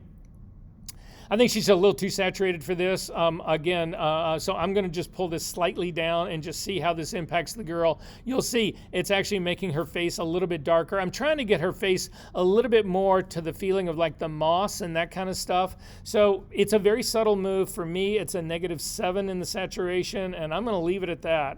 I'm going to then go back up to my saturation check layer and turn it off. And then I'm going to come back down to my hue saturation layer and turn the eyeball on and off to see if I feel like that's actually a better move, and it's definitely a better move. And then overall, I'm looking at this right now, and the girl seems just a little bit too bright to me. And now I'm not looking at any check layer at all, but it will be the luminosity one. So I could click on my luminosity check layer one more time, and then the move is in the it's in the shadows and highlights. That's where we lifted all of this. So I'm going to double click on my shadows and highlights to open it back up, and I'm going to drag the amount down just a little bit more. Yeah, I'm down to like a 23 now instead of a 27. I'm going to uncheck my luminosity check layer and double click on the hand and save this image. And you have just done your first composite. So when you're like flipping the layers to the image, could you also like run that as an action? So instead of creating the like individual like curved layer, the hue saturation, could you? Oh yeah, certainly you could. Just to set it all up to be a complete thing. It's a great idea. Clipping might be a challenge in that, but you could certainly set them up to be already built and have the right blending modes and stacked in the right order. Okay. Yeah, but why not? Yeah. What you find that ends up happening in this is that sometimes you don't need them all. Sometimes you need only color. Sometimes usually luminosity is something you always need. But at any rate, other questions about any of this? Okay, well, so to sort of see how we did, I'm going to make a color snapshot of this. And I'm just going to call it final. Again, you don't get a snapshot dialog. It's just going to make a snapshot 1 for you, but that's fine. Go ahead and say that. But then if you scroll up to the very top of your history palette, you should have a list of saved states that are sitting up here that are time-stamped. I'm going to go back to the one that was done at 4:13, and then back to the final. Any difference?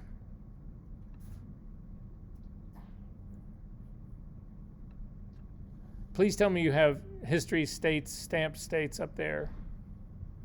Yeah, I mean, look where we started, and this is where we are.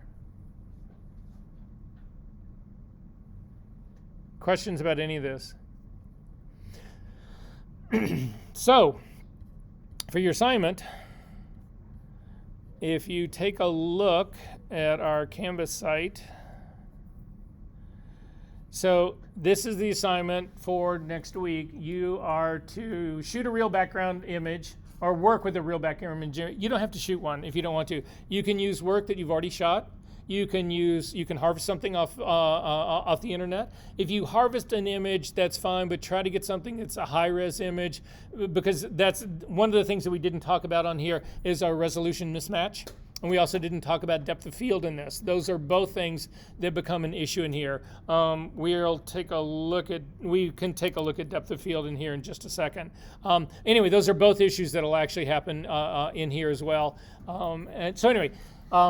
You're going to take a background image, and then I have given you 2 knocked out figures, comp body 1 and comp body 2. If you take a look at at your folder with your files,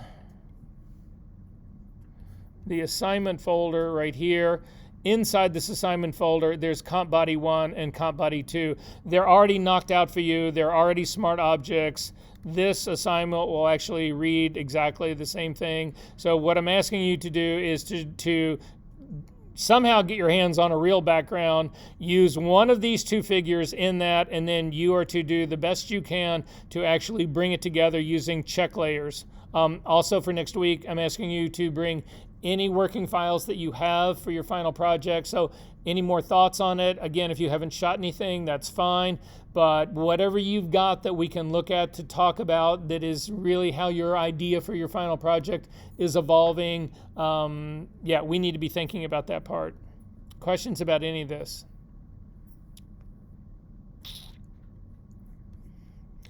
Okay. I'm going to leave depth of field off because it's been a long day. Yeah. Everybody's like, no, please don't do that to me. Okay, and then the last thing is I'm going to stop the recording, but I will show you the Dropbox, and you can see